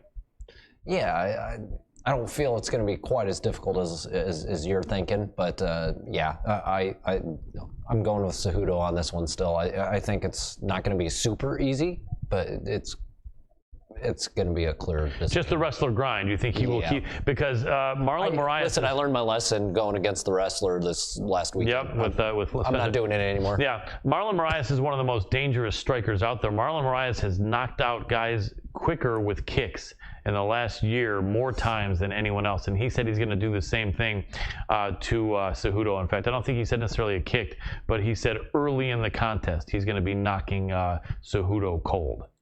Well, I doubt it. Yeah. Well, we'll have to see. You never know, though. But he's a dangerous man. The magician. I personally doubt it. He's a dangerous man. We'll see. But Cejudo's a tough fighter. And then Valentina Shevchenko, the Bullet, defending against Jessica Eye, the Evil Eye from Ohio. Should be an interesting fight. Shevchenko, the big favorite, but Eye is definitely tough. There's some other great fights on there also. I think former guest on our show, Jimmy Rivera, is going to go up against Peter Yan from Russia. And I think Rivera will take that one. He's the underdog. Excuse me, about 3-1 underdog now. Peter Yan is tough, but I think Jimmy Rivera is going to take that fight. It's going to be a hell of a fight, though, barn burner. Anyway, why don't we see if we can get our next guest we could actually go in and be right this time? Yes. Scott, yes, damn. We are the right guest this time.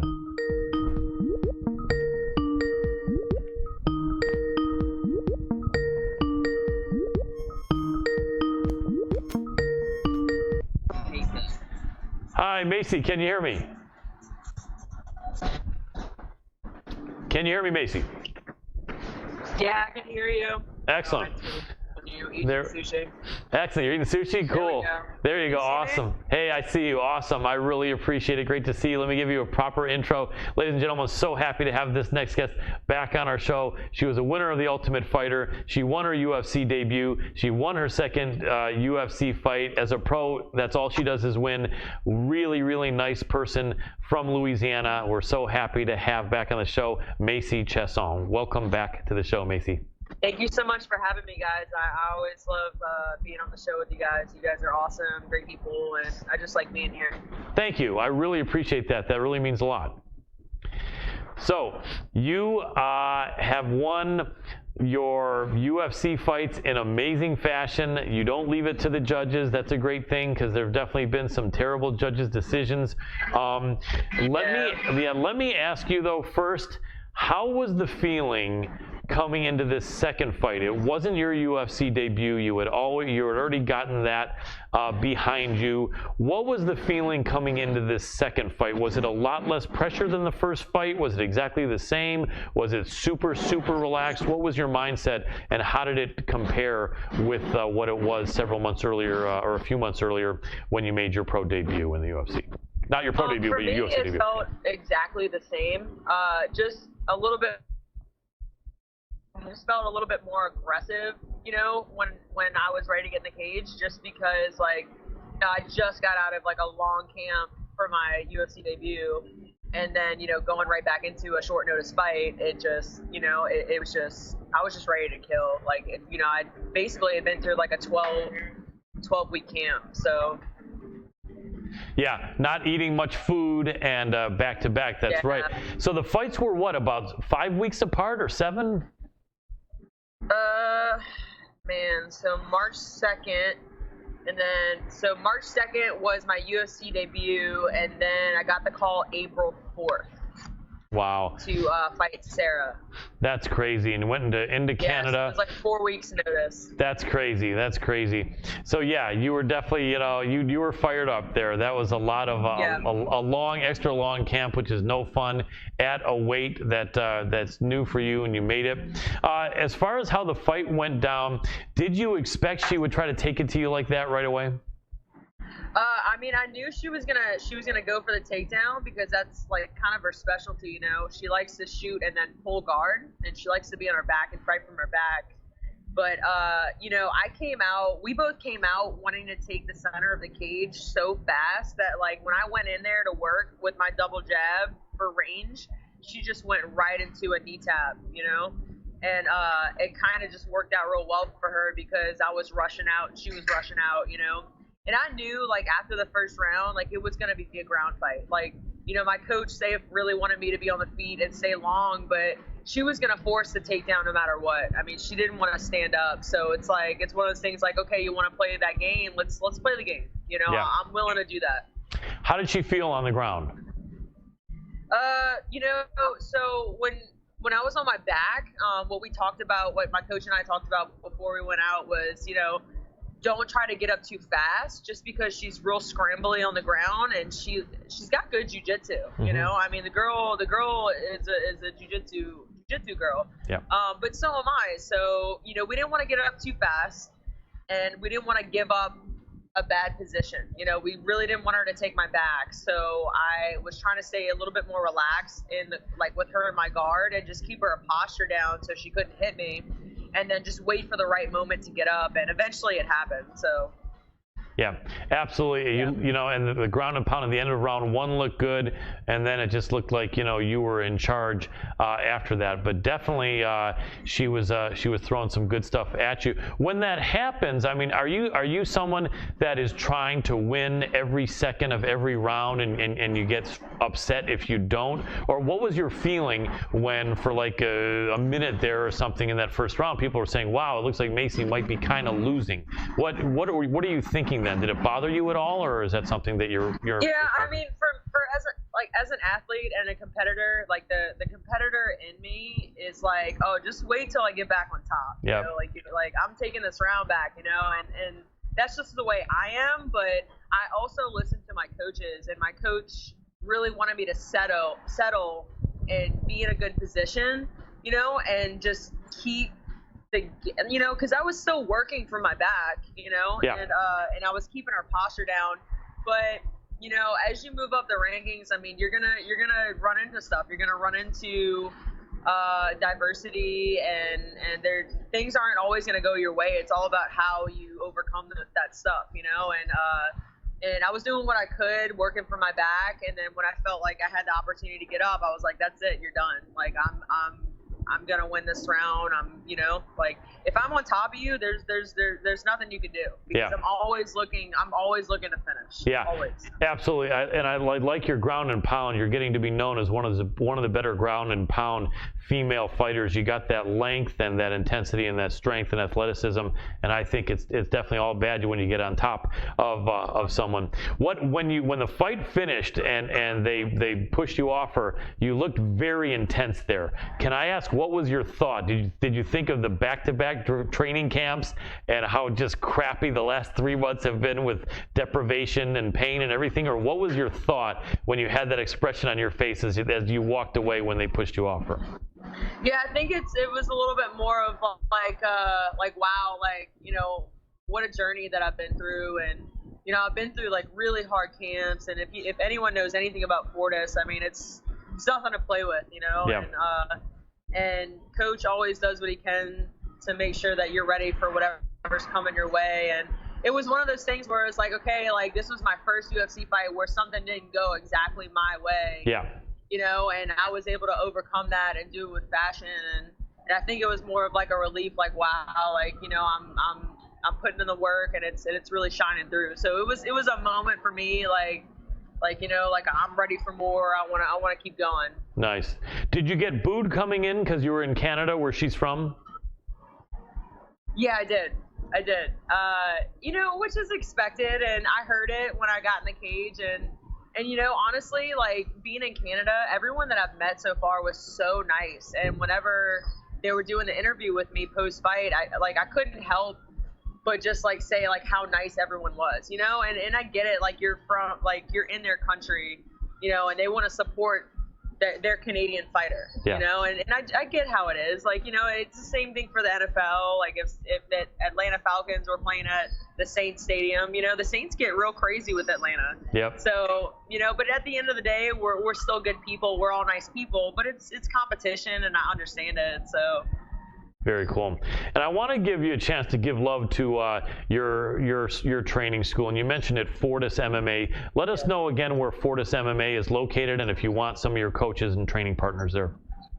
So Fortis MMA is located in Dallas, Texas, and Saif Saad is literally the best coach that I've ever worked with in my entire, you know, years of training.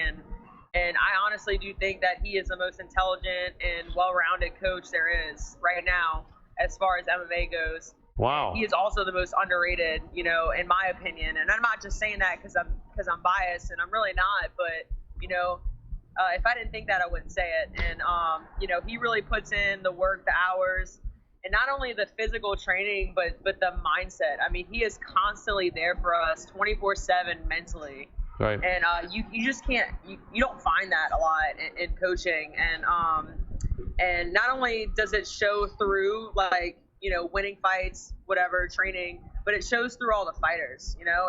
And you know, you have like Steven Peterson, Ramiz, you have Jeff Neal, Alonzo Mainfield, Kennedy, Miles Johns, like all those guys. As soon as I walked into that gym, I mean, nicest people you could ever meet, you know. And Miles just graduated with a degree in nursing, you know. So these are all intelligent, well-rounded people. And cool. You know, it's not just the physicality of the game now, it's also that mental aspect that you really get from Fortis. I mean, everyone is just extremely intelligent, and it's just nice to be surrounded by like-minded people.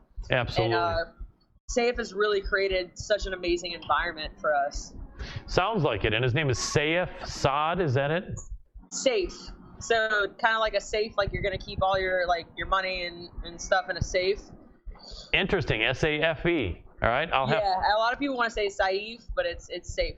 Saif Saad. All right, cool. I'll have to look him up and make sure I put him on my radar as one of the better coaches out there. Man, he's coming through, and it really like disheartens me when I see how underrated like people really, people kind of overlook our gym, and it's like the things that we have done. Like last year we went 16 and 2 Wow. in the UFC. That's impressive. It's just people just don't realize, but eventually all the good people will float to the top, and you put in the hard work, it's going to show. So you don't have to talk about it, just do it. Without a doubt. Wasn't that the Nike symbol years ago, just do it? Yeah, exactly. Yep, Yeah. I like that. That goes way back to probably when you were in grade school, huh? Yeah, I was probably real young there. Yeah. I love it. But yeah, Jeff and Alonzo, I was impressed with. They fought both about 4 or 5 months ago. Do they have anything coming up, do you know? Alonzo has something coming up. I think it's June 29th. He's fighting Paul Craig. Oh, wow. Nice. Yeah. That should be a great fight because Craig just came off a really good win. He's good with That's the subs. That's going to be a good fight, yeah. So definitely be on the lookout for that. Absolutely, but we'll be cheering for him. Awesome. So let me ask you a couple more things here while I have you. I'm always happy to have some time and get a chance to pick your brain. Being a fighter, this is something that's becoming more and more popular, and you being a female fighter, obviously it's different than if you were that 20 years ago, but do you find that if you meet new people and tell them you're a fighter, do you ever get any strange reaction, or are people super excited, or are men as happy as women are to hear that from you, or what kind of reaction do you get? I think honestly, like the biggest, like strangest reactions I got was more of like family, like distant family, because like I grew up in like a southern town, and it's not every day where you have like a female fighter from the south, right? Especially if you're surrounded by very southern living, right? But people actually appreciate it. Once they kind of hear your story and listen to what you've been through and what you've accomplished, they're like, wow. I mean, you just have to give people a chance. I mean, it's more of the older crowd more than anything, because the younger crowd's coming around and they understand fighting and MMA, and even if they don't watch it, there's at least 3 people they can name that are famous MMA fighters. Nice. Right? Ronda Rousey, Conor McGregor, right? So I mean, so people are pretty, familiar with it, but definitely growing up in a southern state, it was a lot more not the norm, Yeah. When people meet you, do they ask you advice on getting in shape and fitness? And if so, is it more men or more women or both? Yeah. Honestly, it's more women, and I haven't really been asked that question too much, just because, if we do talk about fighting, they're pretty interested in like how I went about it and this and that, But yeah, I would say it's more women, because I feel like they're probably relatable. But I have had like men ask me for pointers, or like they wanted to get into boxing, where should they go, and what's the best place, how do you start, so I've had a little bit of both, but it's usually more women. That's cool. If someone recognizes you when you're out, and I'm sure that's happened a bit, can you handle that pretty well? Are people generally pretty cool, or do you find that it can sometimes be, intrusive and difficult? Well, I mean, you have to look at it from their shoes, like eventually you're going to be going places. I mean, you're in a position to where everyone's going to know who you are eventually, and it's just one of those things where some people are really trying to be nice, and they really want to genuinely see how you're doing and take a picture with you and tell you congratulations. So even if you get that 6 times a day, if you're Conor McGregor, you get it 20 times a day. Yeah. I mean, you still have to understand that it is coming from a genuine place. But I know, like, if I go out, like, I have to somewhat look decent, because I know it's like training, this and that. Like, it's people will recognize you in the most random places. When I went back home to New Orleans after my recent fight, I actually had a lady that recognized me in TJ Maxx. Oh, wow. It was so funny. She was an older lady, and she just came up to me with her phone. She's like, oh my gosh, are you that fighter? She's like, let's take a selfie right now. That's awesome. So it's fun, even though it seemed like it might be inconvenient for you. I mean, it might make someone else's day. You know? So if you can just do something small like that for someone, I mean, it'll really go a long way.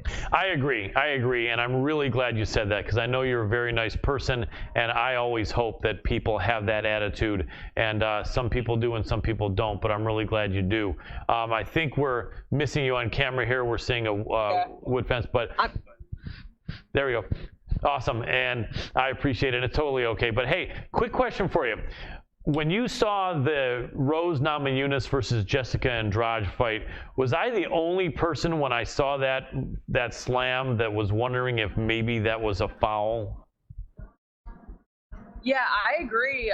When I first saw it, I was like, oh wow, like, I mean, she just won the belt, blah blah blah, like she knocked her out, and then like, I was thinking about it, and I kind of watched it again. I was like, I mean, it looks kind of sketchy. Yeah. But Rose did put herself in a pretty bad spot, trying to go for that Kimura. I think she was going for the Kimura, correct? I think so. I believe so. Yeah. Yeah, she put herself in a pretty bad spot. So it didn't seem like it was deliberate on Andrade's part, on her half, but it definitely, like, as a whole, it looked pretty bad. I mean, she really could have hurt her spine. Yeah. It was actually pretty scary, and I was like, wow. I mean, that looks like an illegal move, but it wasn't. I don't think it was Jessica's intention was to deliberately spike her on her head. Right. She didn't turn around and angle her body and just spike her down like a pile. But the funny thing is, her nickname in Portuguese is the pile driver. Well, I mean, it sounds about right. Yeah, but I wonder if the UFC is going to talk to fighters about that and say, just in case anyone starts thinking that everyone's going to try to do that, you better maybe not try to do that. They should, because that really could, paralyze, kill. Yeah. I mean, it's just, obviously you're going in there, you sign a contract, you sign an agreement saying, like, I'm risking my life, right? Yeah. But stuff like that is just like, you're completely taking away, like, you could take away someone's life whether or not they die, Yeah. So it's just a scary thought, and I think it is something that should be talked about, or should be kind of they go back and look at it, and see if there's anything they can do to help, maybe ensure the safety a little bit more in that realm. Yeah, maybe that should be actually banned, lifting someone up and slamming them. Have you ever had anyone try to do that with you? And if not, if you haven't, what would your thought be if you feel someone starting to try to elevate you? I've had someone lift me and like in a double leg, and actually a lot of my injuries came in during training. And it was accidents, and a lot of it was being spiked on my head. Oh, wow. Yeah, so it was more of training partners, and it wasn't that my training partner was being unsafe. It just happened, and MMA is a rough sport, and you're going to get in all kind of crazy positions all the time, and it's, it's inevitable. I mean, it's something that you can't really kind of like shift away from. It's just one of those things that happens, Yeah, makes sense. Definitely dangerous. I'm glad Roses are right. Do you think when she decided to give an interview afterward and attend the press conference, and a lot of respect for her for doing that, but I feel almost like she had to be in somewhat of a concussed state to an extent, and I've had a concussion myself. It's not a physically, right, as I'm sure you have, it's not a physically good feeling. You don't feel like euphorically happy.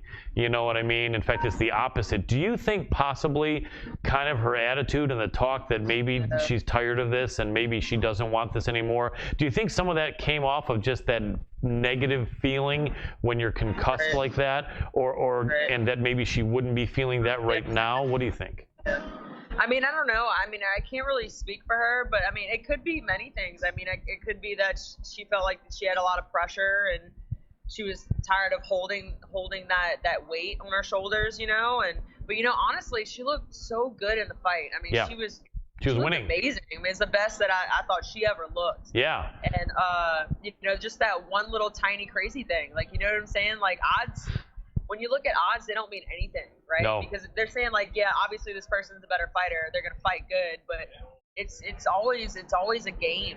Yeah. MMA. I mean, you really never know. There's always that one crazy, weird, odd shot that puts someone out, you know? Yeah, without a doubt. Yeah, I mean, if she is concussed, I mean, she could feel emotional in that sense, and maybe she said it out of that. I don't know, because I've been concussed from something similar to that in training, you know, and it was an accident. So, and I definitely know what it's like to have that feeling of like that emotional change, and you don't really know why you feel that way, you know, but I mean, it could be a little bit of both. So. Yeah, makes sense. One thing that she said I'm curious about, and I love Rose Namajunas, and she's an amazing champion, and will always will be in my mind. But one thing she said was interesting, and I'd love to get your opinion. She said that when Jessica shot in again for that, or got the clinch and came in to try to elevate her again, she had kind of like moments before that just kind of lost interest in the fight. She said she just kind of like a few seconds before that was feeling not focused and not even that interested anymore. And it's a mental game. Have you ever experienced anything like that? Or if not, can you maybe give insight to just the basic fans how that can maybe happen in the middle of an MMA fight, that you can just kind of start to lose interest a little bit, and what that means? Yeah, I mean, everyone's different, and you know, like, the sport is so mental, and there's a lot of pressure. People don't understand like the pressure that is put on you. You know, like you're constantly trying to win the fight even before you get in the cage. You know, because there's all the media and the people that you have to deal with on the internet. You know, like, people are just so cruel, and you know, and most are good, but people are just so cruel, and it's so draining. It really is, and fans just don't understand that. They're so quick to. Oops, we lost Macy Chasson. Dr. Adam Rorta, may we, that's what I was thinking. Can we try to, get Macy back? There we go, we're Skype dancing.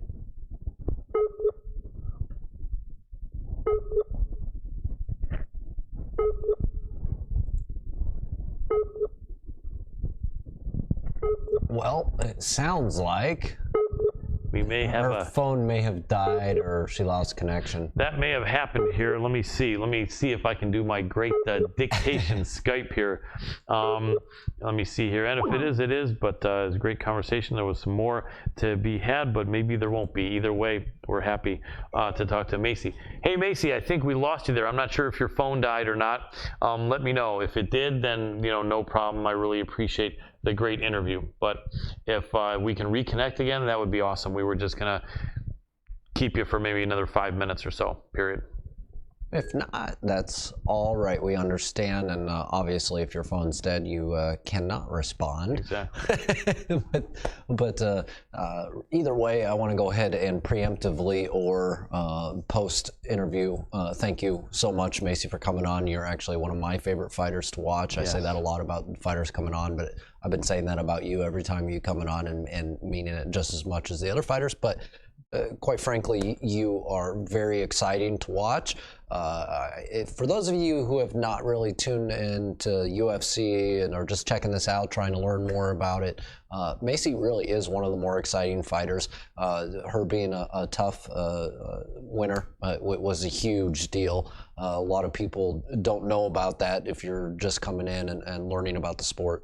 But it's something that's put on by UFC. And it's a contest for entry into the UFC, and it's just some of the biggest and best, not necessarily size, some of them, but some of the most talented, most talented fighters just coming to the table just to try and get into the UFC, and they get this opportunity when they win, and a few other fighters, whether they win or not, usually get contracts too. But the tough winners are going to literally be the toughest people. I love the name of this. TUF, the Ultimate Fighter. Yeah, it's absolutely fun to watch, but the winners of that are almost always the most exciting fighters, and in this case, Macy definitely is.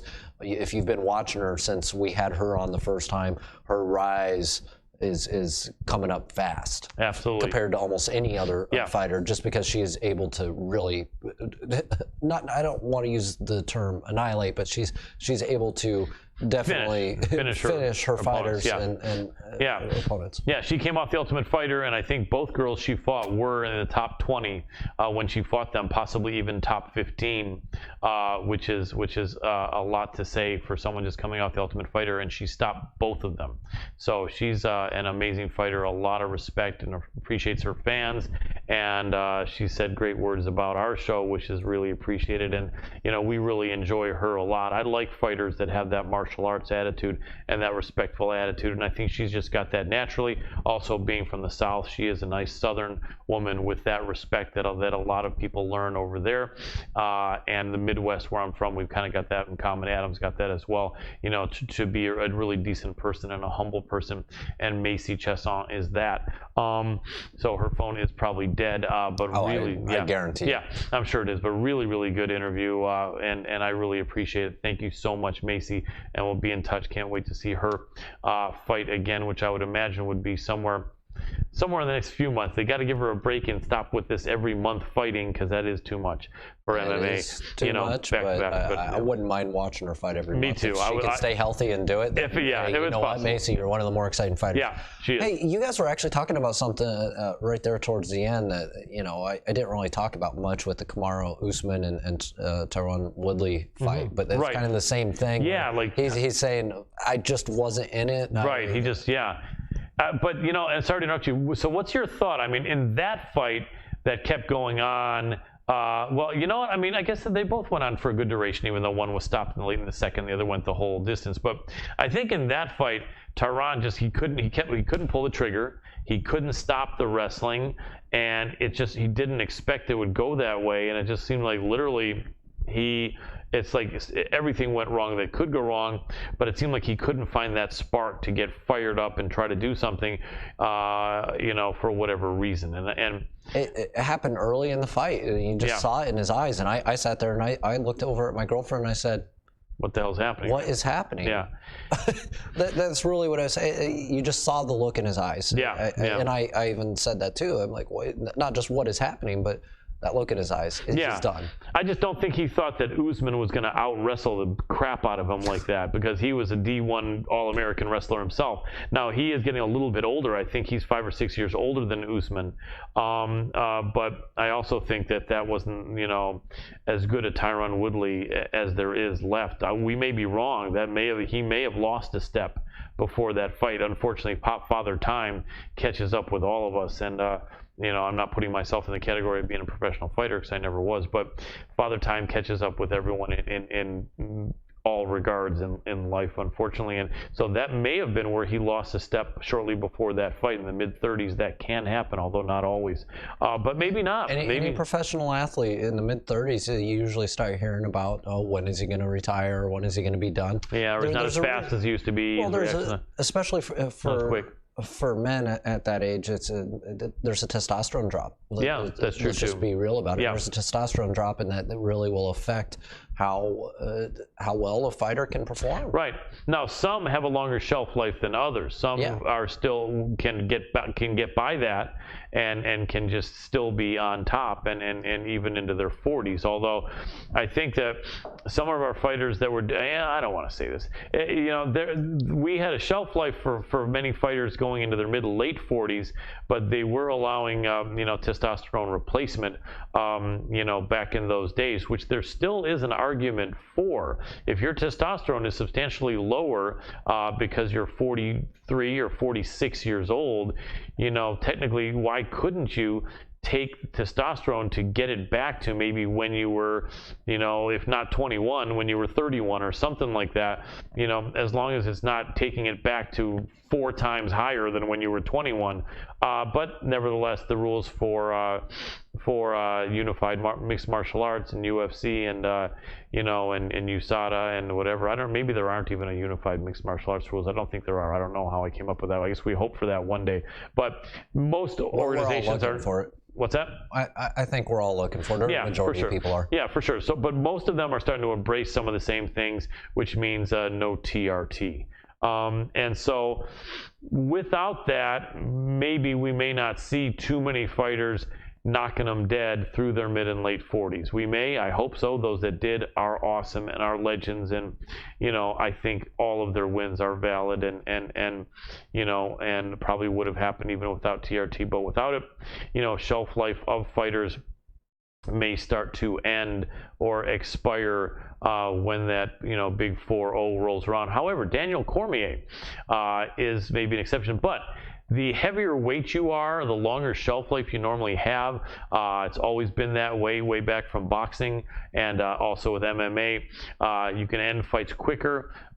You don't have to be as fast. Your reflexes don't have to be as quick, and so the heavier weights usually tend to have a longer shelf life. With Daniel Cormier being at the heaviest weight there is, heavyweight, at 40, he's still fine. But for how many years more, I don't know. Anyway, a lot of interesting fights coming up here. Dr. Adam Rorta, you want to see if you could pull up UFC's website, or otherwise I'm going to see if I can. I won't be able to do it on your screen. No problem. Well, let me see if I can do it here. I can do it on my phone, unless I'm an idiot. Well, sometimes I may be. But anyway. Well, we definitely have a lot of exciting fights coming up Yes, here, we do. And I won't keep us too long because we're going to want to wrap it up in 2 minutes. But let me tell you what I'm seeing here, guys. What is that? I'm seeing something. I can't see it. Nobody. Yes. What is this? Nobody else can. What is that? What the heck am I looking at here? Here we go. Oh, wait, I got it. Gustafsson against Smith, the Sweden card. I can't believe I brain farted on that.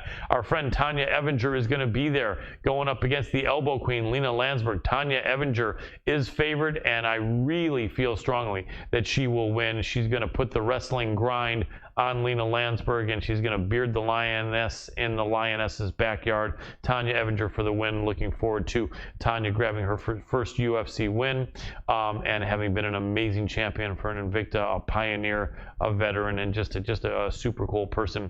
Tanya Evinger for the win, coming up on June 1st on the Gustafsson versus Smith card. Is June 1st this Saturday, Dr. Adam Rorta? No. That's something I can pull up.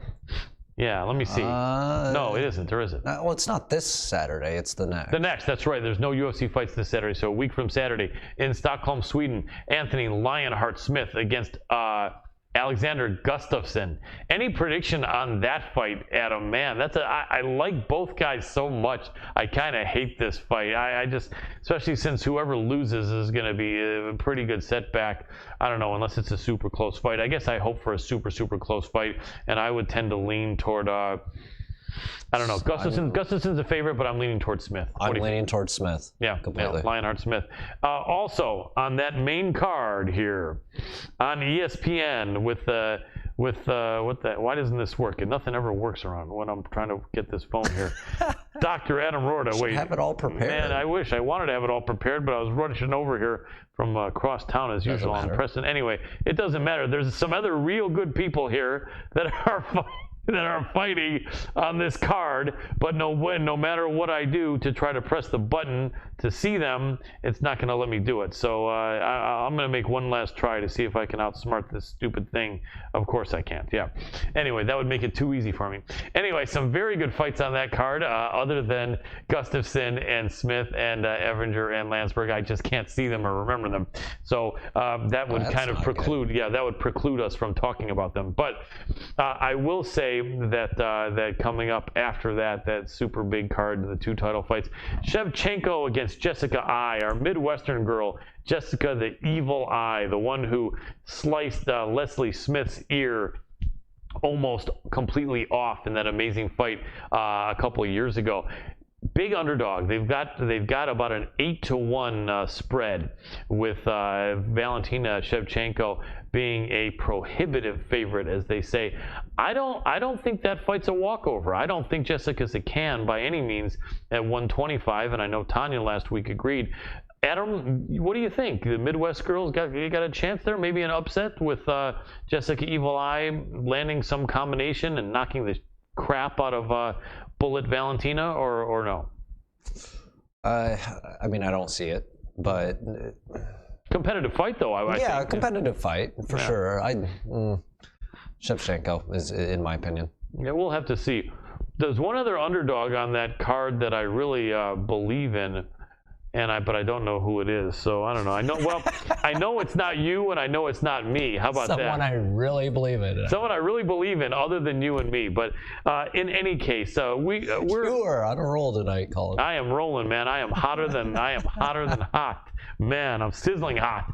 Anyway, now, Doc, let me ask you. This is about the time that we usually want to try to wrap it up, but if not, I can. Let's wrap it up. First off, I want to go ahead and say thank you, everybody, for tuning in. Make sure to give us a like, comment, and share if you have not already. Definitely helps us out, and I'm going to thank you in advance for that. Also, thank you to DigiSouth Social Media Marketing. They've been helping us out quite a bit.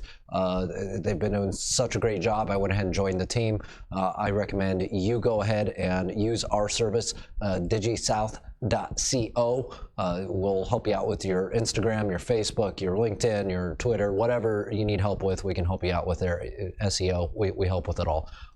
Combat Press, huge supporter of our show, definitely feeding us all the news that we have on that's in print. When I say print, I say internet print. They are your go-to source for all things combat sports related. Go to combatpress.com, where every fight has a story. Also, want to give a huge thank you to Warfighter Hemp for coming on and being a part of our team. If you need any CBD products, they have the purest products on the market out there, and they are also huge supporters of veterans. Half their proceeds go to different veteran causes, and I couldn't stand behind something more awesome than that. Really, that's all there is to it. Go to warfighterhemp.com for anything CBD you're looking for. Also, thank you, Con, for everything that you've done with crosstrainmmafighter.com and everything that you do for this show. It's been another great episode, another one in the books. We officially have crossed the 1 million views threshold altogether. Wow. So we're starting to get up there. Thank you, boys and girls, for coming in and helping us out with the likes, comments, and shares. It means the world, but we couldn't do any of this without you, Colin, so thank you very much. You're very welcome, Dr. Adam Rorta. It's my pleasure. I really appreciate the credit. You're a good man. You're a great contributor to the show, and your contribution is tremendously appreciated and invaluable. So I really want to thank you as well for everything you do to make this show look good and an on-air part of it as well, man. So appreciate it. Remember back in the old days when you weren't on the air and we talked that time and you said, what do I think? And I said, love to have you. And I really am glad that... I would just sit there and shake my head. Nope. No, we don't want to. Finally, I'm like, whatever. I have just my own me. show. You can't be on here. No, no. I'm really glad that we both agreed, and then we said yes, let's do it. And you're definitely a great person to work with. I really appreciate that a lot, my friend. And glad to have you here contributing. Thank you, and everybody. I'm going to go ahead and say good night, and I'm tossing it over to Colin for the rest of the evening in the next few minutes or Thank you. Long. I appreciate that, Dr. Adam Lionfist DigiSouth Rorta. It is a pleasure. And I will wrap it up here. Ladies and gentlemen, next week we have former UFC contender and jiu-jitsu black belt teacher Chris, the West Side Strangler Brennan. His school's next generation jiu-jitsu around the world. Amazing. His son, Lucas Brennan, we followed them. We had them on the show a couple of years ago together. Lucas, I think, was 17. I think he's 19 now, and 3-0 in his MMA career. Not sure if it's pro or amateur. I would think maybe amateur, but maybe I'm wrong. We're going to have Chris and Lucas on. One of the things special about Lucas is he's got the jiu-jitsu. I think he's a black belt. And now I'm pretty sure. In fact, I remember, I think when we had them on a year ago, he was going to surprise him either with his brown or his black. I forget which. But I would imagine maybe he's black. Now, either way, his jiu-jitsu is amazing. And he wrestled, unlike his dad, who didn't really wrestle as much. He wrestled all through high school and was a very, very good wrestler. So Lucas Brennan is going to be a serious force and is already starting out to be that way. Can't wait to talk to them. We're going to have one other special guest that we're going to announce on social media in the next few days. So someone that you will be excited to hear from, and I am as well. And a lot of great shows coming up. So we want to thank everyone again for their contribution. In order of appearance, Sonny Ono. Thank you, Sonny, for jumping on here. Amazing opportunity for aspiring pro wrestlers. If you're just joining us late, rewind and go check that out. And really, absolutely a chance to network and further your career tremendously with this opportunity to be part of the great Japan organization Wrestle One with Mr. Kazuo Sonny Ono and the great Muta. Thank you, Macy Chasson. Amazing UFC bantamweight contender. I think she came in officially at 11th in the rankings, so she is ranked number 11, soon to be much higher. And just, big respect to her. Really appreciate Macy a lot. She's a super cool person, and I'm a big fan. And anyway, that's about it here. Really appreciate all of you and everything that you guys do, joining us and supporting us. It's meant a lot, and without you, we wouldn't have a show. So I really appreciate that, and thank you so much. Hopefully, we will have another monitor coming here in the new studio that'll allow me to see your comments like before. And then when we do, I will answer them on the air whenever I can, and I'll even ask our guests questions that you're asking. Can't see them now though. I'll let you know when we can, but still, go ahead and shoot some to me, and we'll talk to you. And I'll respond after the show. Anyway, that's about it for Dr. Adam Rorta, our whole crew here, Moo, Dana Bluen, John McElroy, Chris Allen. This is Colin Crandall for the MMA Power Hour, and I'm tapping out.